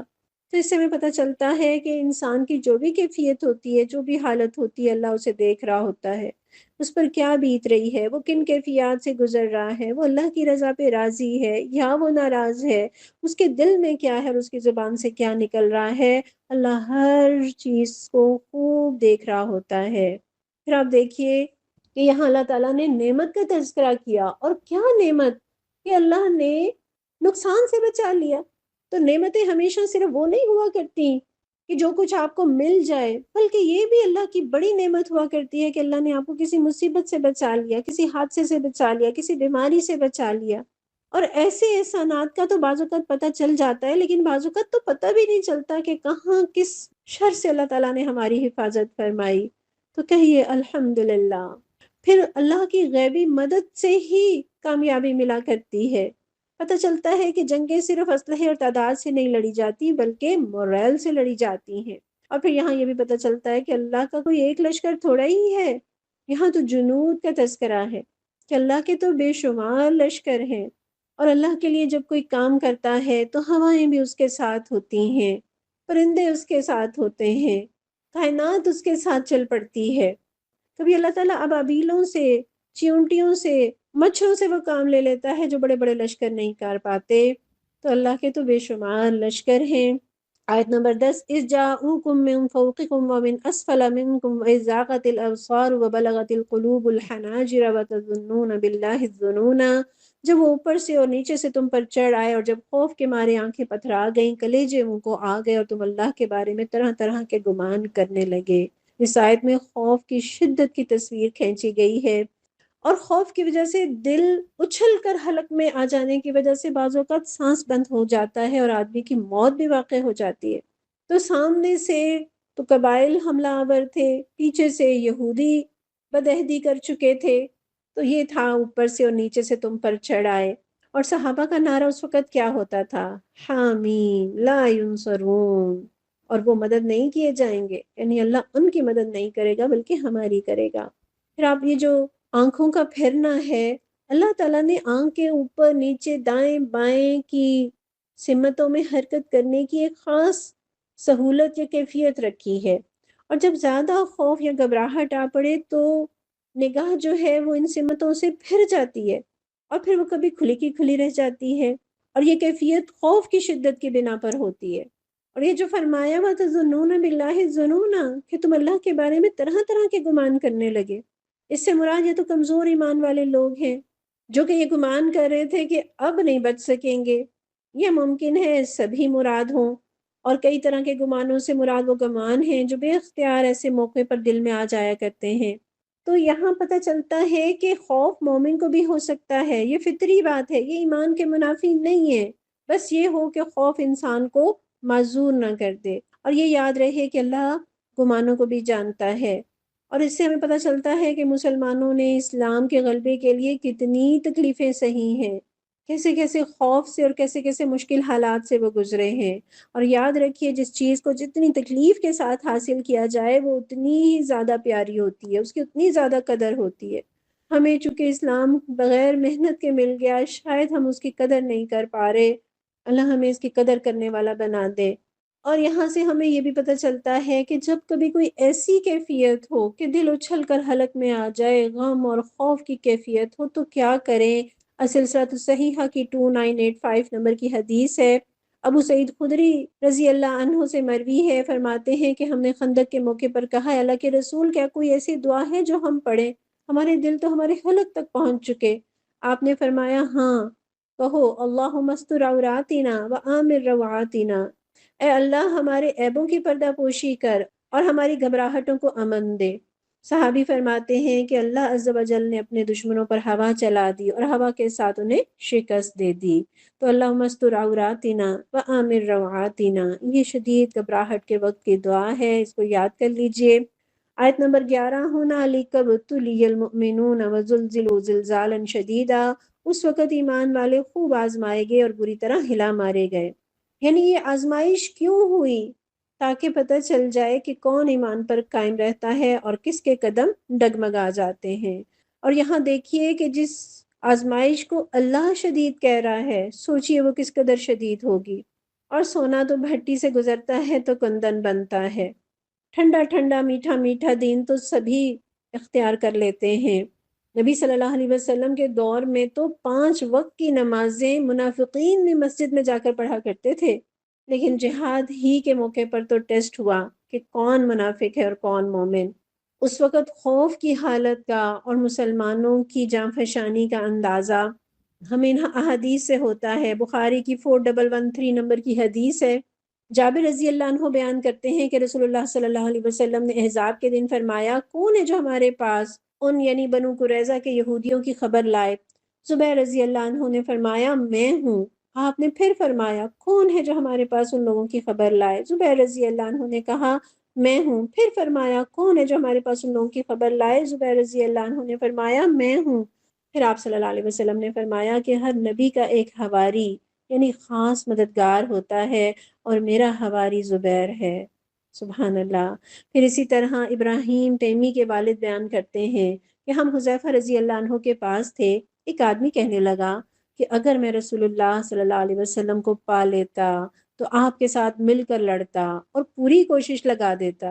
تو حذیفہ رضی اللہ عنہ نے کہا تو ایسا کرتا؟ حالانکہ میں نے اپنے آپ کو اور اپنے ساتھیوں کو رسول اللہ صلی اللہ علیہ وسلم کے ساتھ احزاب کی رات دیکھا، اور ہمیں سخت آندھی اور سردی نے گھیرا ہوا تھا۔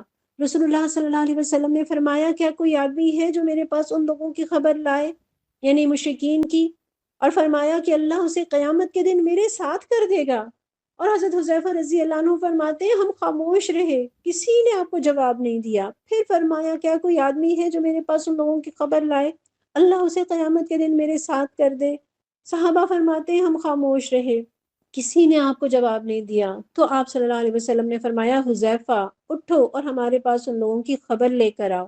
حضرت حذیفہ فرماتے ہیں اب میرے پاس کوئی چارہ نہ تھا، کیونکہ آپ نے میرا نام لے کر مجھے اٹھنے کا کہہ دیا تھا۔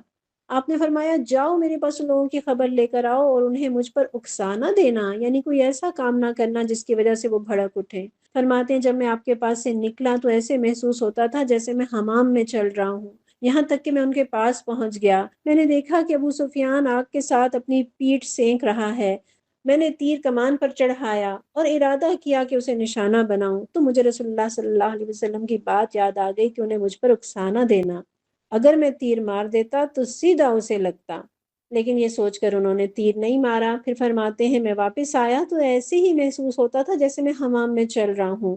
جب میں آپ کے پاس پہنچا تو میں نے آپ کو لوگوں کی خبر دی اور فارغ ہوا تو مجھے پھر سردی نے آ لیا، یعنی مشن پر جب تک رہے تو سردی نہیں لگی، لیکن جیسے ہی مشن مکمل ہوا تو سردی نے آ لیا۔ فرماتے ہیں رسول اللہ صلی اللہ علیہ وسلم نے مجھے اپنا ایک زائد کمبل اڑا دیا جسے آپ اوڑھ کر نماز ادا کیا کرتے تھے، اور میں صبح تک سویا رہا۔ جب صبح ہوئی تو آپ نے فرمایا قم یا نعمان، یعنی اے بہت زیادہ سونے والے اٹھ جا۔ یہ مسلم کی 1788 نمبر کی حدیث ہے۔ سبحان اللہ، کیسا مشکل وقت تھا کہ وہ صحابہ جو نبی صلی اللہ علیہ وسلم کے حکم پر اپنی جانیں قربان کرنے کو تیار ہو جایا کرتے تھے۔ ایسی شدید آزمائش کا وقت تھا کہ آپ مہم پر روانہ کرنا چاہ رہے ہیں اور کوئی جواب نہیں دے رہا، اتنا سخت وقت تھا۔ اور پھر حضرت حذیفہ رضی اللہ عنہ جن کو نام لے کر آپ نے پکارا اور ان کے لیے جانے کے سوا کوئی چارہ نہ تھا، اور جب وہ چل پڑے تو کس طرح اس شدید سردی میں اللہ تعالیٰ نے ان کی سردی سے بھی حفاظت کی اور دشمن سے بھی حفاظت کی، اور پھر کتنی پیاری نیند بھی عطا کی۔ تو اللہ کے دین کا کام کرنے والے یقیناً اللہ ان کی مدد کیا کرتا ہے۔ آیت نمبر 12 وَإِذْ يَقُولُ الْمُنَافِقُونَ وَالَّذِينَ فِي قُلُوبِهِم مَّرَضٌ مَّا وَعَدَنَا اللَّهُ وَرَسُولُهُ إِلَّا غُرُورًا۔ یاد کرو وہ وقت جب منافقین اور وہ سب لوگ جن کے دلوں میں روگ تھا صاف صاف کہہ رہے تھے کہ اللہ اور اس کے رسول صلی اللہ علیہ وسلم نے جو وعدے ہم سے کیے تھے وہ فریب کے سوا کچھ نہ تھے۔ پچھلی آیت تک ایمان والوں کے خوف، آزمائش اور سخت جھنجھوڑے جانے کا تذکرہ ہوا، جس کے دوران ان کے دلوں میں طرح طرح کے گمان بھی آتے رہے، مگر ان کی زبان پر کفر یا مایوسی کا کوئی لفظ نہیں آیا۔ اب منافقین کے رویے اور ان کی منافقانہ باتوں کا تذکرہ ہے جن سے ان کا نفاق کھل کر سامنے آ گیا۔ یہاں آپ دیکھیے کہ منافقین کا لفظ الگ ہے اور والذین فی قلوبہم مرض ان کا تذکرہ الگ ہے، یعنی وہ لوگ جن کے دلوں میں بیماری ہے۔ اور ہم سورہ بقرہ کے آغاز میں پڑھتے ہیں کہ وہ کون لوگ ہیں جن کے دلوں میں بیماری ہے؟ ظاہر نفاق کی بیماری ہے، یہ منافق ہیں۔ تو یہاں پتہ چلتا ہے کہ منافق ایک الگ کیٹیگری ہے، اور وہ لوگ جن کے دلوں میں بیماری ہے یہ ایک الگ کیٹیگری ہے۔ تو ممکن ہے کہ یہاں دو طرح کے منافق مراد ہوں، ایک وہ منافق جو اعتقادی منافق ہیں جنہوں نے محض اسلام کا لبادہ اوڑھ رکھا ہے لیکن اندر سے وہ پکے کافر ہیں، اور دوسرے وہ جو اعتقادی منافق نہیں ہیں، عملی نفاق کا شکار ہیں۔ تو اللہ تعالیٰ ہمیں عملی نفاق سے بھی اپنی پناہ میں رکھے۔ پھر فی قلوبہم مرض، ان سے مراد وہ لوگ ہو سکتے ہیں جو نفاق میں پختہ نہیں ہیں، ان کے دلوں میں شک کی یا نفاق کی کچھ بیماری ہے۔ بہرحال اللہ تعالیٰ ہمیں ہر طرح کے نفاق سے اپنی پناہ میں رکھے۔ یہاں اللہ اور اس کے رسول صلی اللہ علیہ وسلم کے وعدوں کا بھی تذکرہ ہے۔ یہ کون سے وعدے تھے؟ روایات میں آتا ہے کہ خندق کھودنے کے دوران ایک چٹان جو کھدائی میں رکاوٹ بن گئی تھی، اس پر رسول اللہ صلی اللہ علیہ وسلم نے کدال ماری تو وہ 3 ضربوں میں 3 ٹکڑے ہو گئی، اور ہر ضرب پر اس سے ایک چمک نکلی۔ رسول اللہ صلی اللہ علیہ وسلم نے فرمایا کہ پہلی ضرب کے ساتھ مجھے کسرا کے شہر اور اس کے ارد گرد کے شہر اور بہت سے شہر دکھائے گئے جنہیں میں نے اپنی آنکھوں سے دیکھا، اور وہاں موجود صحابہ نے کہا یا رسول اللہ دعا کیجیے اللہ ہمیں ان پر فتح عطا فرمائے، ان کے گھر ہمیں بطور غنیمت عطا کرے، ان کے شہر ہمارے ہاتھوں برباد کرے۔ رسول اللہ صلی اللہ علیہ وسلم نے یہ دعا کر دی اور فرمایا کہ پھر میں نے دوسری ضرب لگائی تو قیصر کے شہر اور ان کے ارد گرد کی بستیاں میرے سامنے لائی گئیں، یہاں تک کہ میں نے انہیں اپنی آنکھوں سے دیکھا۔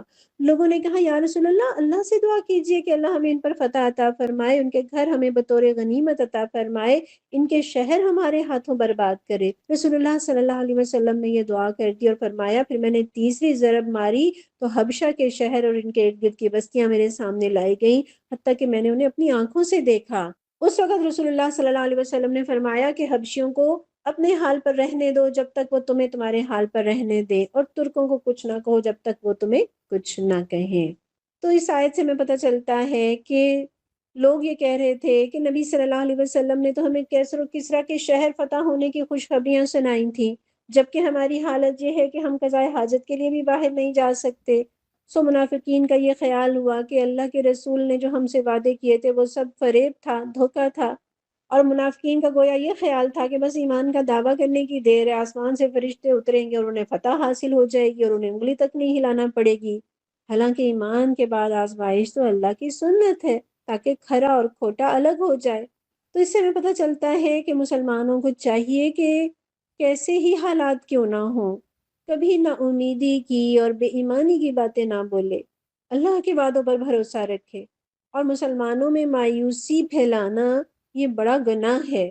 آیت نمبر 13 وَإِذْ قَالَتْ طَائِفَةٌ مِّنْهُمْ يَا أَهْلَ يَثْرِبَ لَا مُقَامَ لَكُمْ فَارْجِعُوا وَيَسْتَأْذِنُ فَرِيقٌ مِّنْهُمُ النَّبِيَّ يَقُولُونَ إِنَّ بُيُوتَنَا عَوْرَةٌ وَمَا هِيَ بِعَوْرَةٍ إِن يُرِيدُونَ إِلَّا فِرَارًا۔ جب ان میں سے ایک گروہ نے کہا یثرب کے لوگوں تمہارے لیے اب ٹھہرنے کا کوئی موقع نہیں ہے، پلٹ چلو۔ جب ان کا ایک فریق یہ کہہ کر نبی صلی اللہ علیہ وسلم سے رخصت طلب کر رہا تھا کہ ہمارے گھر خطرے میں ہیں، حالانکہ وہ خطرے میں نہ تھے، دراصل وہ محاذ جنگ سے بھاگنا چاہتے تھے، یعنی گھر تو بہانہ تھا، اصل میں وہ جان بچانا چاہتے تھے۔ یہاں یہ جو کہا یثرب کے لوگوں پلٹ چلو، یعنی ایک مطلب تو یہ ہے کہ خندق کے سامنے کفار کے مقابلے پر ٹھہرنے کا کوئی فائدہ نہیں، شہر کی طرف پلٹ چلو، اور ایک اس کا باطنی مطلب بھی تھا، اور وہ کیا کہ اسلام پر ٹھہرنے کا کوئی موقع نہیں، اپنے ہوائی مذہب کی طرف پلٹ جانا چاہیے تاکہ تمام عرب کی دشمنی مول لے کر ہم نے جس خطرے میں اپنے آپ کو ڈالا اسے بچ جائیں۔ تو منافقین اپنی زبان سے اس طرح کی باتیں کیا کرتے تھے کہ جو ان کے دام میں آ سکتا ہو اس کو تو اپنا باطنی مطلب سمجھا دیں، لیکن جو ان کی بات سن کر چوکنا ہو جائے اور ان پر گرفت کرے تو اس کے سامنے اپنے ظاہری الفاظ کی آڑ لے کر پکڑ سے بچ جائیں۔ تو جب بنو قریظہ بھی حملہ آوروں کے ساتھ مل گئے تو منافقین کو ایک اچھا بہانہ ہاتھ آ گیا اور انہوں نے یہ کہہ کر رخصت طلب کرنی شروع کر دی، تو اب تو ہمارے گھر ہی خطرے میں پڑ گئے ہیں، ہمیں اجازت دیجیے تاکہ ہم جا کر اپنے بال بچوں کی حفاظت کریں۔ حالانکہ اس وقت سارے مدینہ کی اور مدینہ والوں کی حفاظت کے ذمہ دار رسول اللہ صلی اللہ علیہ وسلم خود تھے، اور بنی قریظہ کی بدعہدی سے جو خطرہ بھی پیدا ہوا تھا اس سے باشندوں کو بچانے کی تدبیر کرنا یہ بطور سپہ سالار حضور صلی اللہ علیہ وسلم کا کام تھا، نہ کہ فوج کے ایک ایک فرد کا۔ تو یہاں اصول کی بات یہ ہے، جائزہ لیجئے کہیں ایسا تو نہیں کہ نیکی سے خود بھاگنا چاہتے ہوں اور نام میاں کا لیتے ہوں، نام مہمانوں کا لیتے ہوں، نام سسرال کا لیتے ہوں، بچوں کا نام لیتے ہوں، سوچئے، جائزہ لیجئے، کہیں میری اور آپ کی ترجیحات میں دین سب سے آخر میں تو نہیں، کہیں کوئی مشکل آتی ہے، کوئی مصروفیت آتی ہے تو سب سے پہلی عزت دین پر تو نہیں پڑتی؟ یعنی سب کام چلتے رہتے ہیں، شاپنگ بھی ہو رہی ہے، کھانے بھی پک رہے ہیں، ڈرامے بھی دیکھے جا رہے ہیں، لیکن زد پڑتی ہے تو نماز پہ زد پڑتی ہے، زد پڑتی ہے تو قرآن کلاس پہ زد پڑنے لگتی ہے، ہر چیز کے لیے وقت نکل رہا ہوتا ہے، اور ایک وقت نہیں ہوتا تو دین کے کام کے لیے نہیں نکلتا۔ اللہ مجھے اور آپ کو اپنی اصلاح کرنے کی توفیق دے دے۔ آیت نمبر 14، وَلَوْ دُخِلَتْ عَلَيْهِم مِّنْ أَقْطَارِهَا ثُمَّ سُئِلُوا الْفِتْنَةَ لَآتَوْهَا وَمَا تَلَبَّثُوا بِهَا إِلَّا يَسِيرًا۔ اگر شہر کے اطراف سے دشمن گھس آئے ہوتے اور اس وقت انہیں فتنے کی طرف دعوت دی جاتی تو یہ اس میں جا پڑتے، اور مشکل ہی سے انہیں شریک فتنہ ہونے میں کوئی تعامل ہوتا۔ یعنی اگر کفار شہر میں داخل ہو کر ان منافقین کو دعوت دیتے نا کہ آؤ دوبارہ ہمارے ساتھ کفر میں واپس آ جاؤ اور ہم سب مل کر مسلمانوں کو ختم کرنے کے لیے لڑیں، تو یہ فوراً ان کی پیشکش قبول کرتے اور ذرا دیر نہ کرتے۔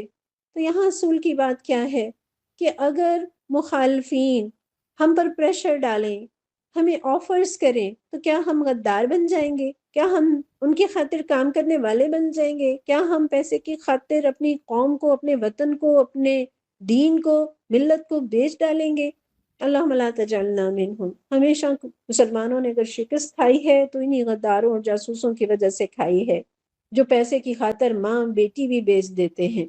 آیت نمبر 15، وَلَقَدْ كَانُوا عَاهَدُوا اللَّهَ مِن قَبْلُ لَا يُوَلُّونَ الْأَدْبَارَ وَكَانَ عَهْدُ اللَّهِ مَسْئُولًا۔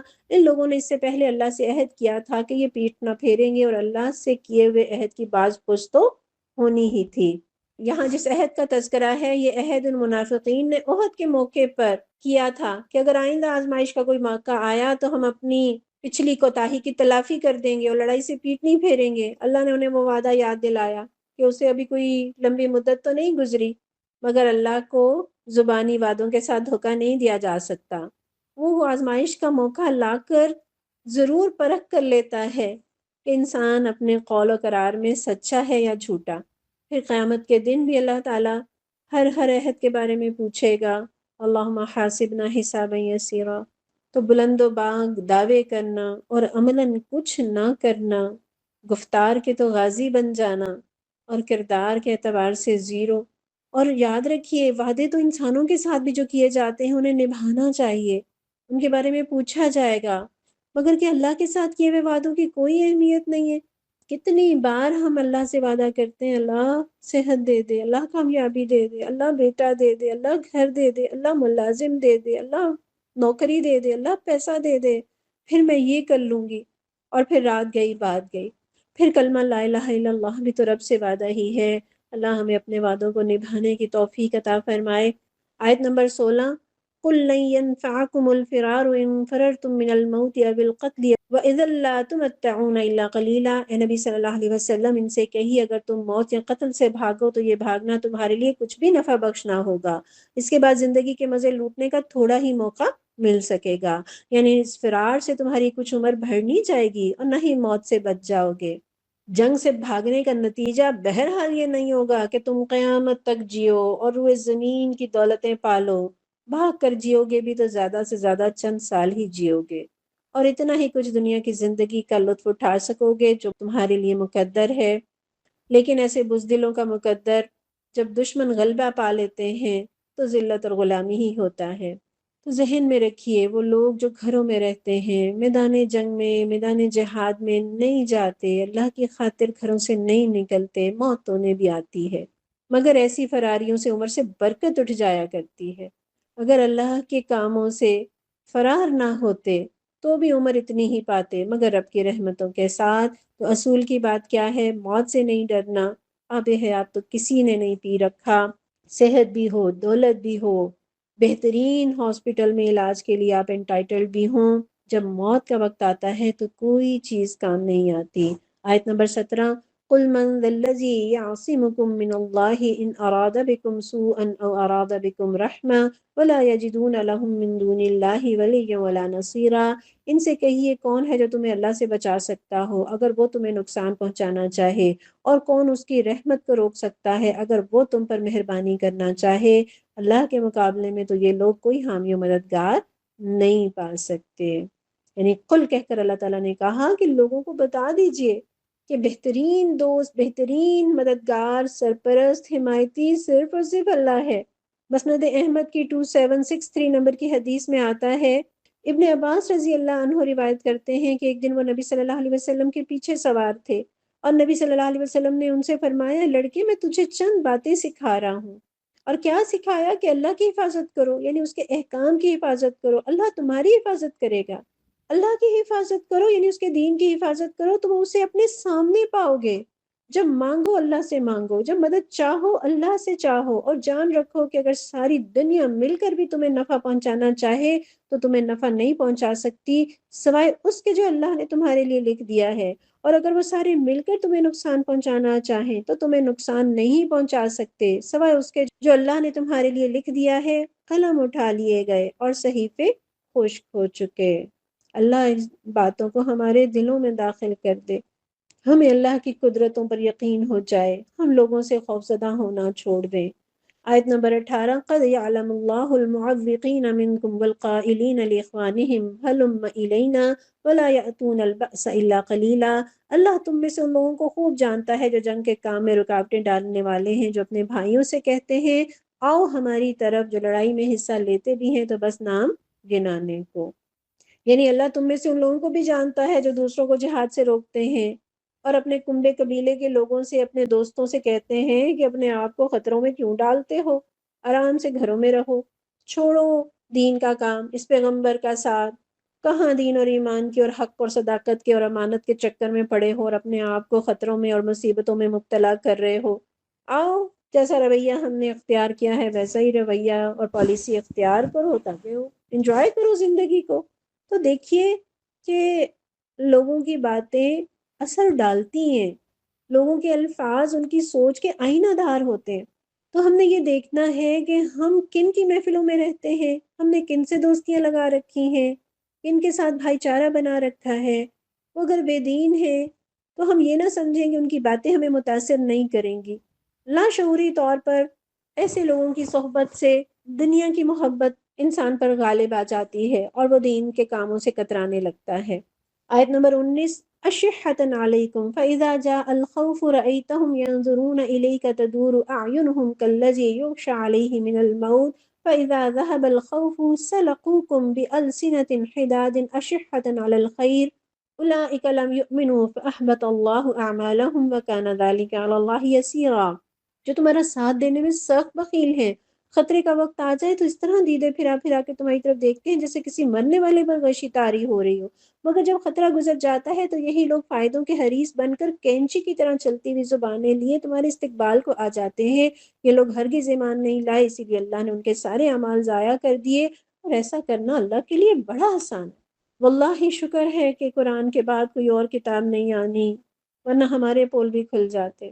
اللہ تعالیٰ ان کے پول کھول رہے ہیں کہ یہ بڑے بخیل ہیں، خوف کے وقت تو ان کے ہاتھوں کے طوطے اڑ جاتے ہیں، اور جب خوف دور ہوتا ہے تو یہ بڑھ چڑھ کر دعوے کرنے لگتے ہیں، بہادری کی داستانیں سنانے لگتے ہیں، مال غنیمت پر گرنے لگتے ہیں، ہمیں دو ہمیں دو کا شور مچا دیتے ہیں، ہم تو آپ کے ساتھ ہی ہیں، ہم نے بڑی جنگی خدمات انجام دی ہیں، ہمارا بھی اس میں حصہ ہے، اور جنگ کے وقت اپنی شکل بھی نہیں دکھاتے، بھاگتوں کے آگے اور لڑتوں کے پیچھے رہا کرتے ہیں، لڑائی کے وقت حائزہ عورتوں کی طرح الگ تھلگ، اور مال لینے کے وقت گدھوں کی طرح جھپٹ پڑنا۔ تو اصل کیا ہے کہ ان کے دل آغاز ہی سے ایمان سے خالی ہیں، لہٰذا ان کے اعمال بھی اللہ نے ضائع کر دیے، اور عمل کی وقت پیچھے رہنا اور باتیں بڑی بڑی کرنا۔ اللہ مجھے اور آپ کو اس سے اپنی امان میں رکھے۔ مشکات کی 5337 نمبر کی حدیث ہے، آپ صلی اللہ علیہ وسلم نے فرمایا، مجھے اس امت کے ہر منافق کا اندیشہ ہے، کیونکہ وہ بات حکمت کے ساتھ کرتا ہے جبکہ عملی طور پر ظلم کرتا ہے۔ یعنی باتیں بڑی حکیمانہ اور بڑی اچھی اچھی، لیکن عملی طور پر زیادتی کرتا ہے۔ اسی طرح ابو داؤد کی 5005 نمبر کی حدیث ہے، رسول اللہ صلی اللہ علیہ وسلم نے فرمایا، تحقیق اللہ عز و جل ایسے آدمی سے غصہ ہوتا ہے جو زبان آور ہو، یعنی باتیں بڑی بنائے۔ پھر اسی طرح ترمذی کی 2027 نمبر کی حدیث ہے، نبی صلی اللہ علیہ وسلم نے فرمایا، حیا اور کم گوئی ایمان کی دو شاخیں ہیں، جبکہ فحش کلامی اور کثرت کلام نفاق کی دو شاخیں ہیں۔ کثرت کلام سے مراد لمبی لمبی تقریریں اور لمبے لمبے دعوے، اللہم لا تجعلنا منہم۔ پھر اللہ تعالیٰ نے بتا دیا اللہ کے ہاں قدر و قیمت اخلاص کی ہے، اخلاص نہ ہو تو بڑے سے بڑے عمل کی بھی کوئی وقت نہیں، اور اللہ کے ہاں فیصلے عملوں کی بنیاد پر نہیں ہوں گے بلکہ اخلاص کی بنیاد پر ہوں گے۔ یاد رکھیے اگر ہم مرتبے اور انعامات تو شہیدوں جیسے چاہتے ہیں، مگر اللہ کی راہ میں خون تو دور کی بات پسینہ تک بہانے کو تیار نہیں، چاہتے ہیں کانٹا بھی نہ چبھے۔ تو یاد رکھیے دین کے تقاضوں کو پیچھے ڈال کر دنیا دھاری نبھاتے رہنا یہ نفاق کی علامت ہے۔ اور اس آیت میں ان لوگوں کا تذکرہ ہے کہ جن کے سامنے جنگ کا معاملہ تھا، زندگی اور موت کا معاملہ تھا، اور ان کے اوپر غشی طاری ہو رہی تھی۔ یعنی جہاد اور جنگ کرنا اور اپنی جان کو اللہ کے راہ میں قربان کر دینا، یقیناً یہ تو جان جوکھوں کا کام ہے۔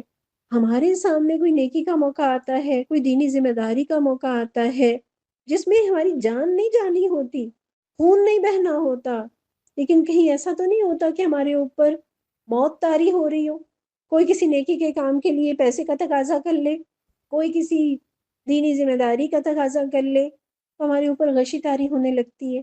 اللہ ہمیں اس بخیلی سے بچا لے۔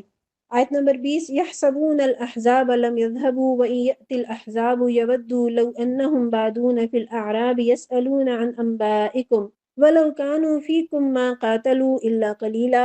یہ سمجھ رہے ہیں کہ حملہ آور کرو ابھی گئے نہیں ہیں، اور اگر وہ پھر حملہ آور ہو جائیں تو ان کا جی چاہتا ہے کہ اس موقع پر یہ کہیں صحرا میں بدوؤں کے درمیان جا بیٹھے اور وہیں سے تمہارے حالات پوچھتے رہیں، تاہم اگر یہ تمہارے درمیان رہی بھی تو لڑائی میں کم ہی حصہ لیں گے۔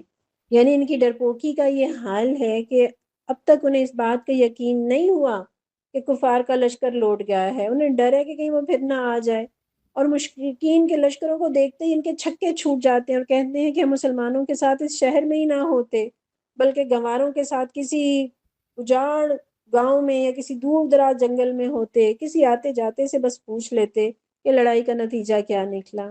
اللہ تعالیٰ نے کھول کر بتا دیا کہ اگر تمہارے ساتھ بھی ہوں تو بیکار ہیں، ان کے دل مردہ ہیں، نامردی نے انہیں کھوکھلا کر دیا ہے، یہ کیا لڑیں گے اور کون سی بہادری دکھائیں گے۔ تو یہاں اصول کی بات کیا ہے، کہیں ہمارا حال تو ایسا نہیں ہے کہ گھر بیٹھے بس خبریں سنتے ہیں اور تبصرے کرتے رہتے ہیں اور چاہتے ہیں کہ ہم اپنے کمفرٹ زون سے باہر نہ نکلیں، اور یہ کہ دین کا غلبہ بس فرشتے ہی آئیں یا علماء ہی کریں یا دینی جماعتیں ہی کریں، ہم تو نہیں کر سکتے۔ اللہ مجھے اور آپ کو اپنی اصلاح کرنے کی توفیق دے۔ آیت نمبر 21، لَقَدْ كَانَ لَكُمْ فِي رَسُولِ اللَّهِ أُسْوَةٌ حَسَنَةٌ لِمَنْ كَانَ يَرْجُو اللَّهَ وَالْيَوْمَ الْآخِرَ وَذَكَرَ اللَّهَ كَثِيرًا۔ در حقیقت تم لوگوں کے لیے اللہ کے رسول میں ایک بہترین نمونہ تھا، ہر اس شخص کے لیے جو اللہ اور یوم آخرت کا امیدوار ہو اور کثرت سے اللہ کو یاد کرے۔ غزوہ احزاب کے موقع پر رسول اللہ صلی اللہ علیہ وسلم کا حال یہ تھا کہ ہر محنت میں، ہر مشقت میں جس کا آپ نے دوسروں سے مطالبہ کیا، آپ خود اسے برداشت کرنے میں لوگوں کے ساتھ برابر کے شریک تھے، بلکہ دوسروں سے بڑھ کر ہی آپ نے حصہ لیا۔ کوئی تکلیف ایسی نہیں تھی جو دوسروں نے اٹھائی ہو اور آپ نے نہ اٹھائی ہو۔ بھوک، سردی، مشقت، ہر معاملے میں ایک ادنا مسلمان کے ساتھ آپ کا حصہ بالکل برابر کا تھا۔ آپ ہر وقت محاذ جنگ پر موجود رہے، ایک لمحے کے لیے بھی مقابلے سے نہیں ہٹے، مایوس نہیں ہوئے، سخت حالات میں بھی خوشخبریاں سناتے رہے، مورال اپ کرتے رہے۔ بنو قریظہ کی غداری کے بعد جس خطرے میں باقیوں کے بال بچے تھے، اسی میں آپ کے بال بچے بھی مبتلا تھے، اور آپ نے اپنی حفاظت یا اپنے گھر والوں کی حفاظت کے لیے کوئی الگ سے خصوصی اہتمام نہیں کیا تھا۔ جس مقصد کے لیے آپ دوسروں سے قربانیوں کا مطالبہ کر رہے تھے، سب سے پہلے سب سے بڑھ کر آپ خود اپنا سب کچھ قربان کیے بیٹھے تھے۔ تو اس لیے اللہ تعالیٰ بتا رہے ہیں کہ آپ کے چاہنے والوں کو، آپ پر ایمان رکھنے والوں کو آپ کو آئیڈیل بنانا ہے، آپ کو نمونہ بنانا ہے، صرف نعتیں نہیں، صرف نعرے نہیں، صرف دعوے نہیں، فالو بھی کرنا ہے۔ یہ آیت بتاتی ہے کہ آپ کی زندگی گزارنے کا طریقہ دی بیسٹ ہے، اور اگر ہم دی بیسٹ بننا چاہتے ہیں، اگر ہم اپنے بچوں کو دی بیسٹ بنانا چاہتے ہیں تو نبی صلی اللہ علیہ وسلم کی سنتوں کی پیروی کو چھوڑ کر دی بیسٹ نہیں بن سکتے۔ گویا the best way of life رسول اللہ صلی اللہ علیہ وسلم کا طریقہ ہے، اور آپ کا زندگی گزارنے کا طریقہ تو سیرت کی کتابوں میں، احادیث کی کتابوں میں موجود ہے، مگر ہم نے قرآن پڑھا مگر سیرت نہیں پڑھی، احادیث نہیں پڑھی۔ تو کیسے جانیں گے کہ دی بیسٹ طریقہ کیا ہے؟ تو سیرت کی کتابوں کو، احادیث کی کتابوں کو خریدیے، پڑھیے، جانیے کہ نبی صلی اللہ علیہ وسلم کی زندگی کیسی تھی۔ آپ کے غم، آپ کی محنتیں، آپ کا مشن، آپ کا اخلاق، آپ کا درگزر کرنا، آپ کا ہر ایک سے ایسے محبت کرنا کہ ہر ایک کو گمان ہوتا تھا کہ شاید آپ اس سے سب سے زیادہ پیار کرتے ہیں۔ آپ اگر گھر میں ہیں تو بیویوں کے ساتھ ہاتھ بٹاتے ہیں، کوئی ضرورت مند آ جاتا ہے تو سب سے بڑھ کر اس کی مدد کرنے والے ہیں، محبت کرنے والے شوہر ہیں، شفیق باپ ہیں، بہترین استاد ہیں، بہترین لیڈر ہیں، بہترین منتظم ہیں، بہترین داعی ہیں۔ تو ہر حوالے سے نبی صلی اللہ علیہ وسلم کی زندگی میں میرے اور آپ کے لیے نمونہ ہے۔ اور کیا اللہ کے نبی کی اس بات میں میرے لیے نمونہ نہیں ہے کہ مجھے بھی لوگوں کے لیے رول ماڈل بننا ہے، نمونہ بننا ہے؟ اور یاد رکھیے کہ لوگ باتوں سے اتنا نہیں سیکھتے جتنا عمل سے سیکھتے ہیں، جتنا کردار سے سیکھتے ہیں۔ اور اللہ تعالیٰ نے یہ بتا دیا کہ اللہ سے غافل شخص کے لیے تو رسول اللہ صلی اللہ علیہ وسلم کی زندگی نمونہ نہیں ہے، مگر اس شخص کے لیے نمونہ ضرور ہے جو کثرت سے اللہ کو یاد کرنے والا اور یاد رکھنے والا ہوتا ہے، جو آخرت کی توقع رکھتا ہے۔ تو اس آیت کا تقاضا یہ ہے کہ مسلمان ہر معاملے میں آپ کی زندگی کو اپنے لیے نمونے کی زندگی سمجھیں اور اسی کے مطابق اپنے سیرت و کردار کو ڈھالیں، اور اللہ کے نبی صلی اللہ علیہ وسلم کا یہ فرمان بھی یاد رکھیں کہ فمن رغب عن سنتی فلیس منی، جس نے میرے طریقے سے اعراض کیا اس کا مجھ سے کوئی تعلق نہیں ہے۔ آیت نمبر 22، وَلَمَّا رَأَى الْمُؤْمِنُونَ الْأَحْزَابَ قالوا هذا ما وعدنا الله ورسوله وصدق الله ورسوله وما زادهم الا ایمانا وتسلیما۔ اور سچے مومنوں کا حال اس وقت یہ تھا کہ جب تم نے حملہ آور لشکروں کو دیکھا تو پکار اٹھے کہ یہ وہی چیز ہے جس کا اللہ اور اس کے رسول نے ہم سے وعدہ کیا تھا، اور اللہ اور اس کے رسول کی بات بالکل سچی تھی۔ اس واقعے نے ان کے ایمان اور ان کی سپردگی کو اور زیادہ بڑھا دیا۔ یعنی یہ آزمائش آئی تو منافق اور مخلص چھٹ کر الگ ہو گئے۔ رویوں سے صاف معلوم ہو گیا کہ اللہ اور اس کے رسول کے مخلص وفادار کون ہیں اور محض نام کے مسلمان کون۔ جو لوگ منافق تھے انہوں نے 10-12 ہزار کے لشکر کو سامنے سے اور بنی قریظہ کو پیچھے سے حملہ آور ہوتے دیکھا تو پکار پکار کر کہنے لگے کہ سارے وعدے جو اللہ اور اس کے رسول نے ہم سے کیے تھے وہ تو جھوٹ اور فریب نکلے۔ کہا تو ہم سے یہ گیا تھا کہ دین خدا پر ایمان لاؤ گے تو اللہ کی تائید تمہاری پشت پر ہوگی، عرب و عجم پر تمہارا سکہ رواں ہوگا، کیسر و کسریٰ کے خزانے تمہارے لیے کھل جائیں گے۔ مگر ہو یہ رہا ہے کہ سارا عرب ہمیں مٹا دینے پر تل گیا اور کہیں سے فرشتوں کی وہ فوجیں آتی نظر نہیں آ رہی جو ہمیں اس سے بچا لیں۔ اب بتایا جا رہا ہے کہ اللہ اور اس کے رسول کے وعدوں کا ایک مطلب تو وہ تھا جو ان جھوٹے ایمان کا دعویٰ کرنے والوں نے سمجھا، اور دوسرا مفہوم وہ ہے جو ان سچے مسلمانوں نے سمجھا۔ خطرات کو دیکھ کر اللہ کے وعدے ان کو بھی یاد آئے، مگر یہ وعدہ نہیں کہ ایمان لاتے ہی انگلی ہلائے بغیر تم دنیا کے فرما روا ہو جاؤ گے اور فرشتے آ کر تمہاری تاج پوشی کی رسم ادا کریں گے، بلکہ یہ وعدے کہ سخت آزمائشوں سے تمہیں گزرنا ہوگا، مصیبتوں کے پہاڑ تم پر ٹوٹیں گے، تمہیں قربانیاں دینی ہوں گی، تب کہیں جا کر اللہ کی نعمتوں کے اور عنایات کے تم حقدار ہوگے، اور تمہیں دنیا اور آخرت کی وہ دولتیں عطا ہوں گی جن کا وعدہ اللہ نے اپنے مومن بندوں سے کیا ہے۔ سورہ عنکبوت میں ہم نے یہی پڑھا تھا نا، کیا لوگوں نے یہ سمجھ رکھا ہے کہ بس وہ یہ کہنے پر چھوڑ دیے جائیں گے کہ ہم ایمان لائے اور انہیں آزمایا نہ جائے گا؟ حالانکہ ہم نے ان سب لوگوں کو آزمایا ہے جو ان سے پہلے گزرے ہیں، اور اللہ کو تو یہ ضرور دیکھنا ہے کہ سچے کون ہیں اور جھوٹے کون۔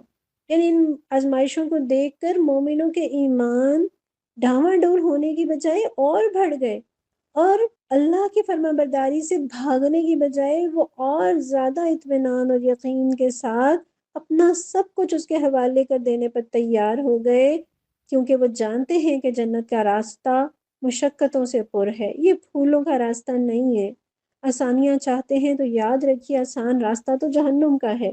ترمذی کی 2560 نمبر کی حدیث ہے کہ رسول اللہ صلی اللہ علیہ وسلم نے فرمایا، جب اللہ جنت اور جہنم کو پیدا کر چکا تو جبرائیل کو جنت کی طرف بھیجا اور کہا، جنت اور اس میں جنتیوں کے لیے جو کچھ ہم نے تیار کر رکھا ہے اسے جا کر دیکھو۔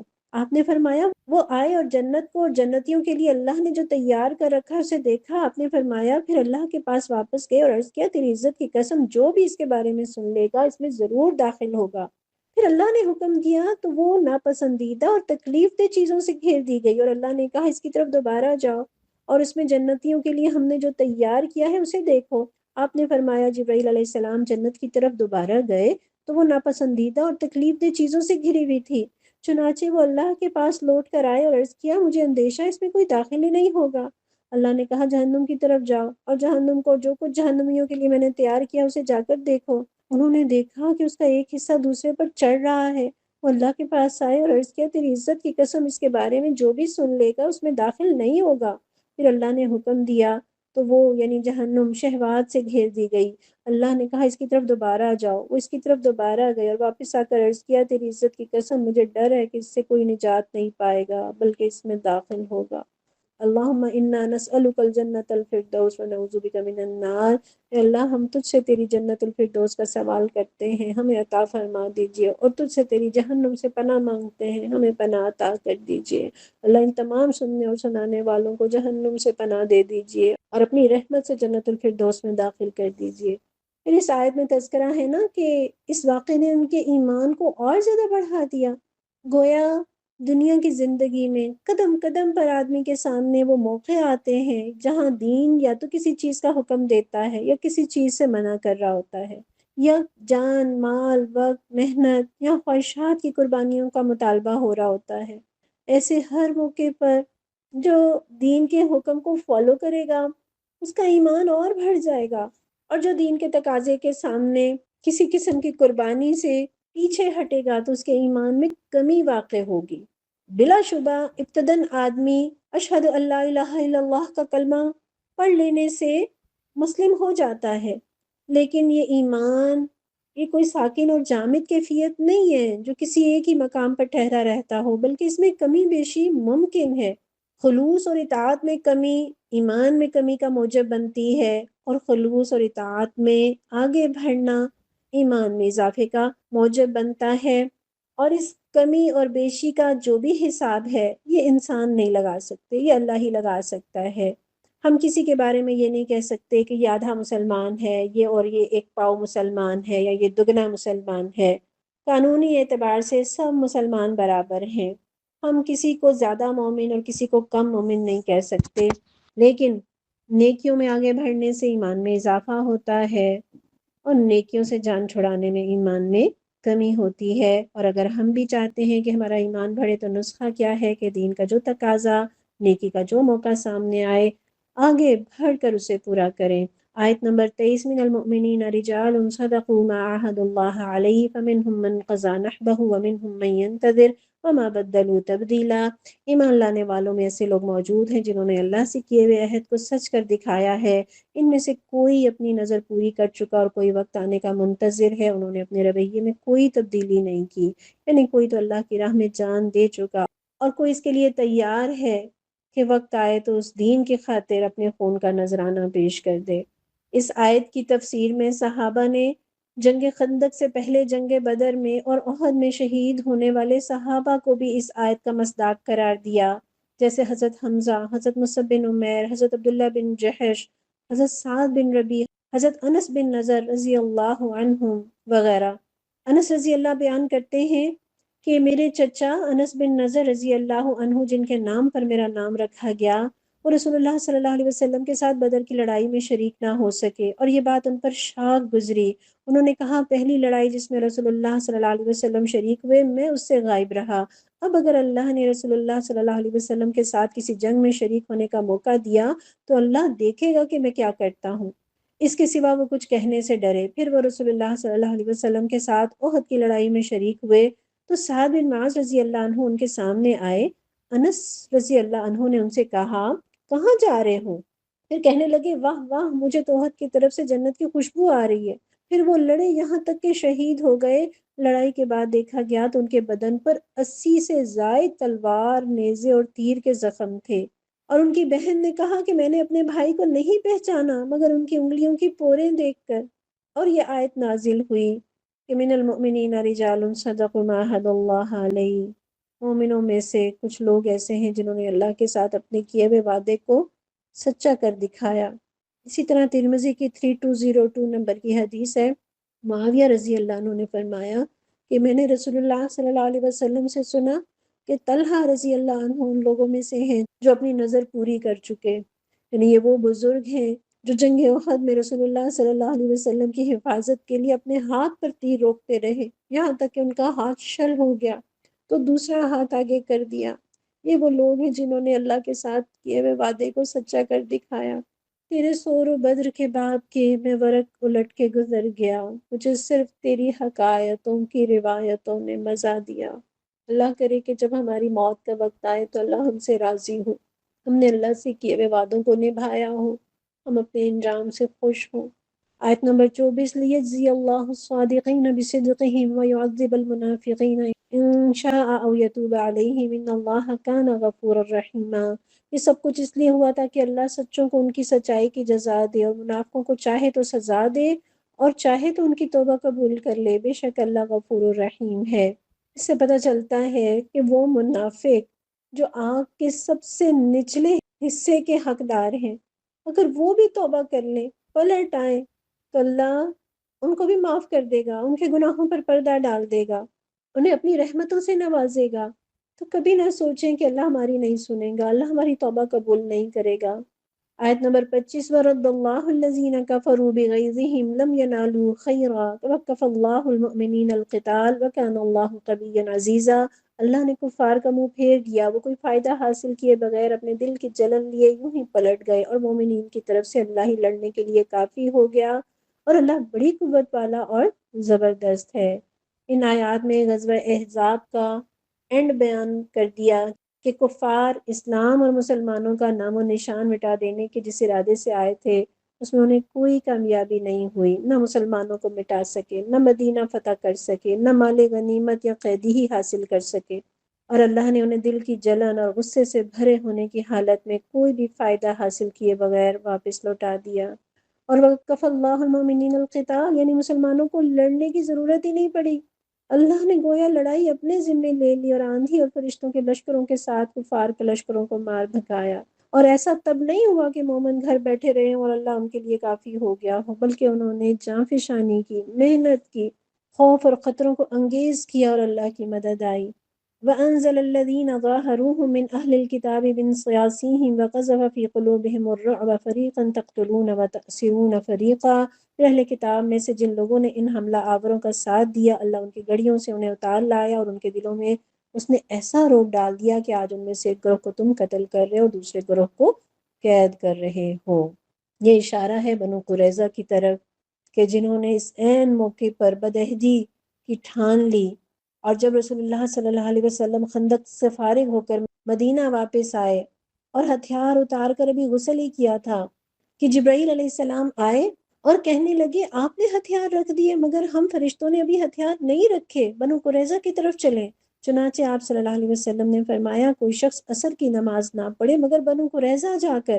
چنانچہ آپ نے جا کر بنو قریظہ کا محاصرہ کیا، اور یہ محاصرہ 1 ماہ کے قریب جاری رہا، یہاں تک کہ وہ مقابلے سے عاجز آ گئے۔ اللہ نے ان کے دلوں میں رعب ڈال دیا اور انہوں نے اپنے آپ کو مسلمانوں کے حوالے کر دیا کہ ان کے بارے میں جو بھی فیصلہ ہوگا انہیں قبول ہوگا۔ اور حضرت سعد بن معاذ رضی اللہ عنہ کو جو خندق کے دوران بازو کی ایک رگ میں تیر لگنے سے زخمی ہو گئے تھے، جس کے نتیجے میں بالآخر وہ شہید بھی ہو گئے، آپ صلی اللہ علیہ وسلم نے انہیں یہ فیصلہ سونپا تو سعد رضی اللہ عنہ نے فیصلہ کیا کہ بنو قریظہ کے لڑائی کے قابل مرد قتل کر دیے جائیں اور عورتوں اور بچوں کو لونڈی اور غلام بنا لیا جائے، اور آپ صلی اللہ علیہ وسلم نے فرمایا تھا کہ تم نے اللہ کے فیصلے کے مطابق فیصلہ کیا۔ یہ بخاری کی 4121 نمبر کی حدیث ہے۔ یہاں یہ بہت اہم اصول ہے ہمارے لیے، اتنے سٹریسفل غزوہ احزاب جو 1 مہینہ جاری رہا، اور اتنی تھکن اور اتنی محنت اور اتنی سردی اور خوف اور فاقے، اور اس مشکل سے جب نکلے ہیں تو بنو قریظہ کا مہینے بھر کا محاصرہ، ایک مہم سے دوسری مہم کی طرف، یہ نہیں کہا صحابہ نے کہ ابھی تو ایک اتنا بڑا کام کر کے آئے ہیں، ایک مشکل سے نجات پائی ہے، ابھی ہمیں کچھ دن آرام کرنے دیجئے، ہر گھڑی تیار کامران ہیں ہم کے مزداگ، اگلی مہم میں چل پڑے۔ اللہ ہماری سستیاں اور غفلتیں دور کر دے۔ آیت نمبر 27، وَأَوْرَثَكُمْ أَرْضَهُمْ وَدِيَارَهُمْ وَأَمْوَالَهُمْ وَأَرْضًا لَّمْ تَطَوْهَا وَكَانَ اللَّهُ عَلَىٰ كُلِّ شَيْءٍ قَدِيرًا۔ اس نے تم کو ان کی زمین اور ان کے گھروں اور ان کے اموال کا وارث بنا دیا اور وہ علاقہ تمہیں دے دیا جسے تم نے کبھی پامال نہ کیا تھا۔ اللہ ہر چیز پر قادر ہے۔ آیت نمبر 28، یا ایھا النبی قل لازواجک ان کنتن تردن الحیاۃ الدنیا وزینتها فتعالین امتعکن واسرحکن سراحا جمیلا۔ اے نبی صلی اللہ علیہ وسلم اپنی بیویوں سے کہہ دیجئے اگر تم دنیا اور اس کی زینت چاہتی ہو تو آؤ میں تمہیں کچھ دے دلا کر بھلے طریقے سے رخصت کر دوں۔ نبی صلی اللہ علیہ وسلم جو ہمیشہ دنیا پر آخرت کو ترجیح دیتے اور مال غنیمت میں سے 5ویں حصے کا اختیار رکھنے کے باوجود سب کچھ ضرورت مندوں پر خرچ کر دیتے، تو نتیجہ اس کا گھر میں تنگی ترشی کے ساتھ گزارا تھا۔ حضرت عائشہ رضی اللہ عنہا فرماتی ہیں، بخاری کی 6454 نمبر کی حدیث کا مفہوم ہے کہ محمد صلی اللہ علیہ وسلم کے گھر والوں نے جب سے آپ مدینہ میں آئے 3 دن پہ در پہ گندم کا کھانا سیر ہو کر نہیں کھایا، یہاں تک کہ آپ فوت ہو گئے۔ سبحان اللہ، کیسے فخر میں آپ صلی اللہ علیہ وسلم نے اور آپ کی ازواج نے زندگی گزاری۔ ترمذی کی 2360 نمبر کی حدیث ہے، ابن عباس رضی اللہ عنہ فرماتے ہیں رسول اللہ صلی اللہ علیہ وسلم کئی راتیں خالی پیٹ گزار دیتے اور آپ صلی اللہ علیہ وسلم کے گھر والوں کو شام کا کھانا نہیں ملتا تھا۔ عائشہ رضی اللہ عنہا آپ کے بستر کے بارے میں بتاتی ہیں، یہ بخاری کی 6456 نمبر کی حدیث ہے کہ آپ کا بستر چمڑے کا تھا جس میں کھجور کی چھال بھری ہوئی تھی، اور لطف یہ کہ رسول اللہ صلی اللہ علیہ وسلم اس حال پر خوش تھے اور آپ نے اسے اللہ سے مانگ کر لیا تھا۔ ترمذی کی 2352 نمبر کی حدیث ہے، انس رضی اللہ عنہ فرماتے ہیں کہ رسول اللہ صلی اللہ علیہ وسلم نے فرمایا کہ اللہ مجھے مسکین ہونے کی حالت میں زندہ رکھنا، مسکین ہونے کی حالت میں موت دے اور مسکینوں کی جماعت سے اٹھا۔ اور عائشہ رضی اللہ عنہا نے پوچھا یا رسول اللہ یہ کیوں؟ تو آپ نے فرمایا کہ وہ جنت میں اغنیاء سے 40 سال پہلے جائیں گے۔ سبحان اللہ۔ اور ظاہر ہے زندگی کا یہ فخر جو آپ نے اختیار کیا تھا، اس میں آپ کے ساتھ آپ کی ازواج بھی شریک تھیں، اور بنو قریظہ کے اموال اور دوسری فتوحات کے نتیجے میں جب مسلمانوں کی حالت کچھ بہتر ہو گئی تو انصار و مہاجرین کی عورتوں کو دیکھ کر آپ کی بیویوں نے بھی نان نفقے میں اضافے کا مطالبہ کیا، اور بیویوں کے اصرار پر آپ کو سخت صدمہ ہوا اور آپ نے قسم کھا لی کہ میں 1 مہینے تک تمہارے پاس نہیں آؤں گا۔ جابر رضی اللہ عنہ کہتے ہیں کہ ابو بکر رضی اللہ عنہ نبی صلی اللہ علیہ وسلم کے پاس حاضر ہوئے، پھر عمر رضی اللہ عنہ آئے، انہوں نے رسول اللہ صلی اللہ علیہ وسلم کو پایا کہ آپ بیٹھے ہیں اور آپ کے ارد گرد آپ کے ازواج ہیں، آپ غمگین اور خاموش ہیں، اور رسول اللہ صلی اللہ علیہ وسلم فرمانے لگے یہ سب میرے ارد گرد بیٹھی ہیں جیسے کہ تم دیکھ رہے ہو، یہ مجھ سے خرچہ مانگتی ہیں۔ تو ابو بکر اور عمر رضی اللہ عنہما نے اپنی اپنی بیٹیوں کو ڈانٹا، دونوں کہہ رہے تھے کہ تم رسول اللہ صلی اللہ علیہ وسلم سے وہ مانگتی ہو جو آپ کے پاس نہیں ہے۔ تو وہ دونوں کہنے لگیں کہ اللہ کی قسم ہم کبھی رسول اللہ صلی اللہ علیہ وسلم سے وہ چیز نہیں مانگیں گی جو آپ کے پاس نہ ہو۔ بخاری کی ایک لمبی حدیث میں ہے کہ جب رسول اللہ صلی اللہ علیہ وسلم نے بیویوں سے 1 ماہ تک علیحدہ رہنے کی قسم کھائی، اور اس حدیث میں ہے کہ جب 29 دن گزر گئے تو آپ حضرت عائشہ رضی اللہ عنہا کے پاس تشریف لائے اور فرمایا میں تم سے ایک بات کہنے لگا ہوں، اس کے جواب میں جلدی نہ کرو اور کوئی حرج نہیں اب کہ اپنے ماں باپ سے مشورہ کر لو۔ اور اس آیت کے حوالے سے حضرت عائشہ رضی اللہ عنہا سے سوال کیا، جو اس آیت میں تذکرہ ہے نا کہ اگر تم دنیا اور اس کی زینت چاہتی ہو تو آؤ میں تمہیں کچھ دے دلا کر بھلے طریقے سے رخصت کر دوں۔ تو حضرت عائشہ رضی اللہ عنہا فرماتی ہیں میں نے کہا کیا میں اس کے بارے میں اپنے والدین سے مشورہ کروں گی؟ میں تو اللہ اور اس کے رسول اور آخرت کے گھر کو چاہتی ہوں۔ تو یہاں اصول لے لیجئے، اللہ ہمیں بھی اور ہماری بیٹیوں کو بھی یہ سمجھ دے دے کہ ہم اپنے گھروں کو برباد نہ کریں، تنگی ترشی میں صبر اور شکر کے ساتھ گزارا کرنے کے اللہ تعالیٰ توفیق دے دے، اور ہر معاملے میں جہاں ایک طرف اللہ اور اس کا رسول ہے، آخرت کا اجر ہے، اور دوسری طرف دنیا کے مزے اور فائدے ہیں، اللہ ہمیں اللہ اور اس کے رسول کی بات کو اور آخرت کے گھر کو چننے کی توفیق دے دے۔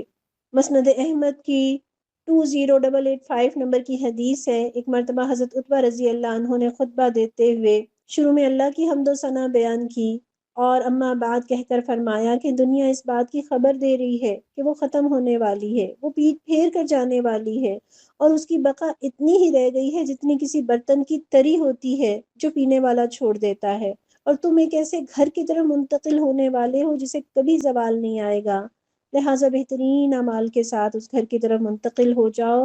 اور فرماتے ہیں میں نے وہ وقت بھی دیکھا ہے جب میں نبی صلی اللہ علیہ وسلم کے ساتھ اسلام قبول کرنے والوں میں سے 7واں فرد تھا، اس وقت ہمارے پاس سوائے درختوں کے پتوں کے کھانے کے کچھ نہیں ہوتا تھا، جس کی وجہ سے ہمارے جبڑے چھل گئے تھے۔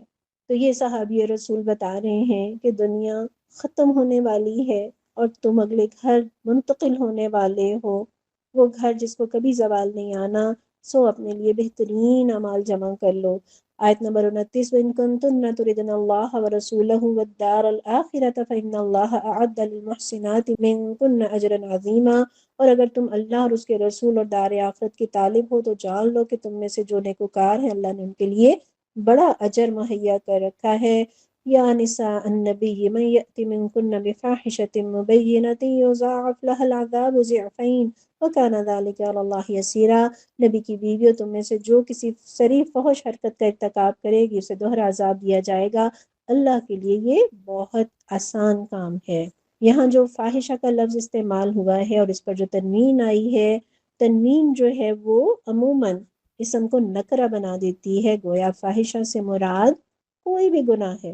یعنی ہمارے ہاں فاحشہ سے مراد عموماً بہت بڑا گناہ لیا جاتا ہے، تو یہاں فاحشہ سے مراد کوئی بھی گناہ ہے، کوئی بدخلقی، زبان درازی، ایذا رسانی یا کوئی بھی گناہ۔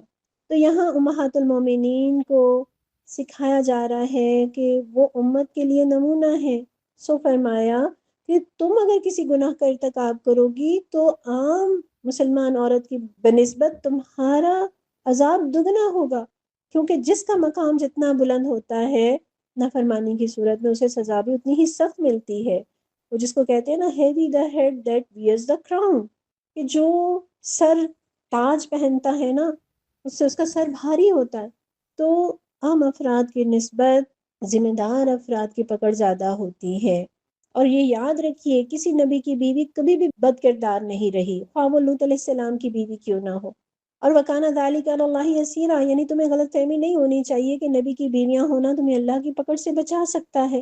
نبی صلی اللہ علیہ وسلم نے تو اعلان کر دیا تھا، اے عبد مناف کے بیٹو اپنی جانوں کو اللہ سے خرید لو، یعنی نیک کام کر کے انہیں اللہ کے عذاب سے بچا لو۔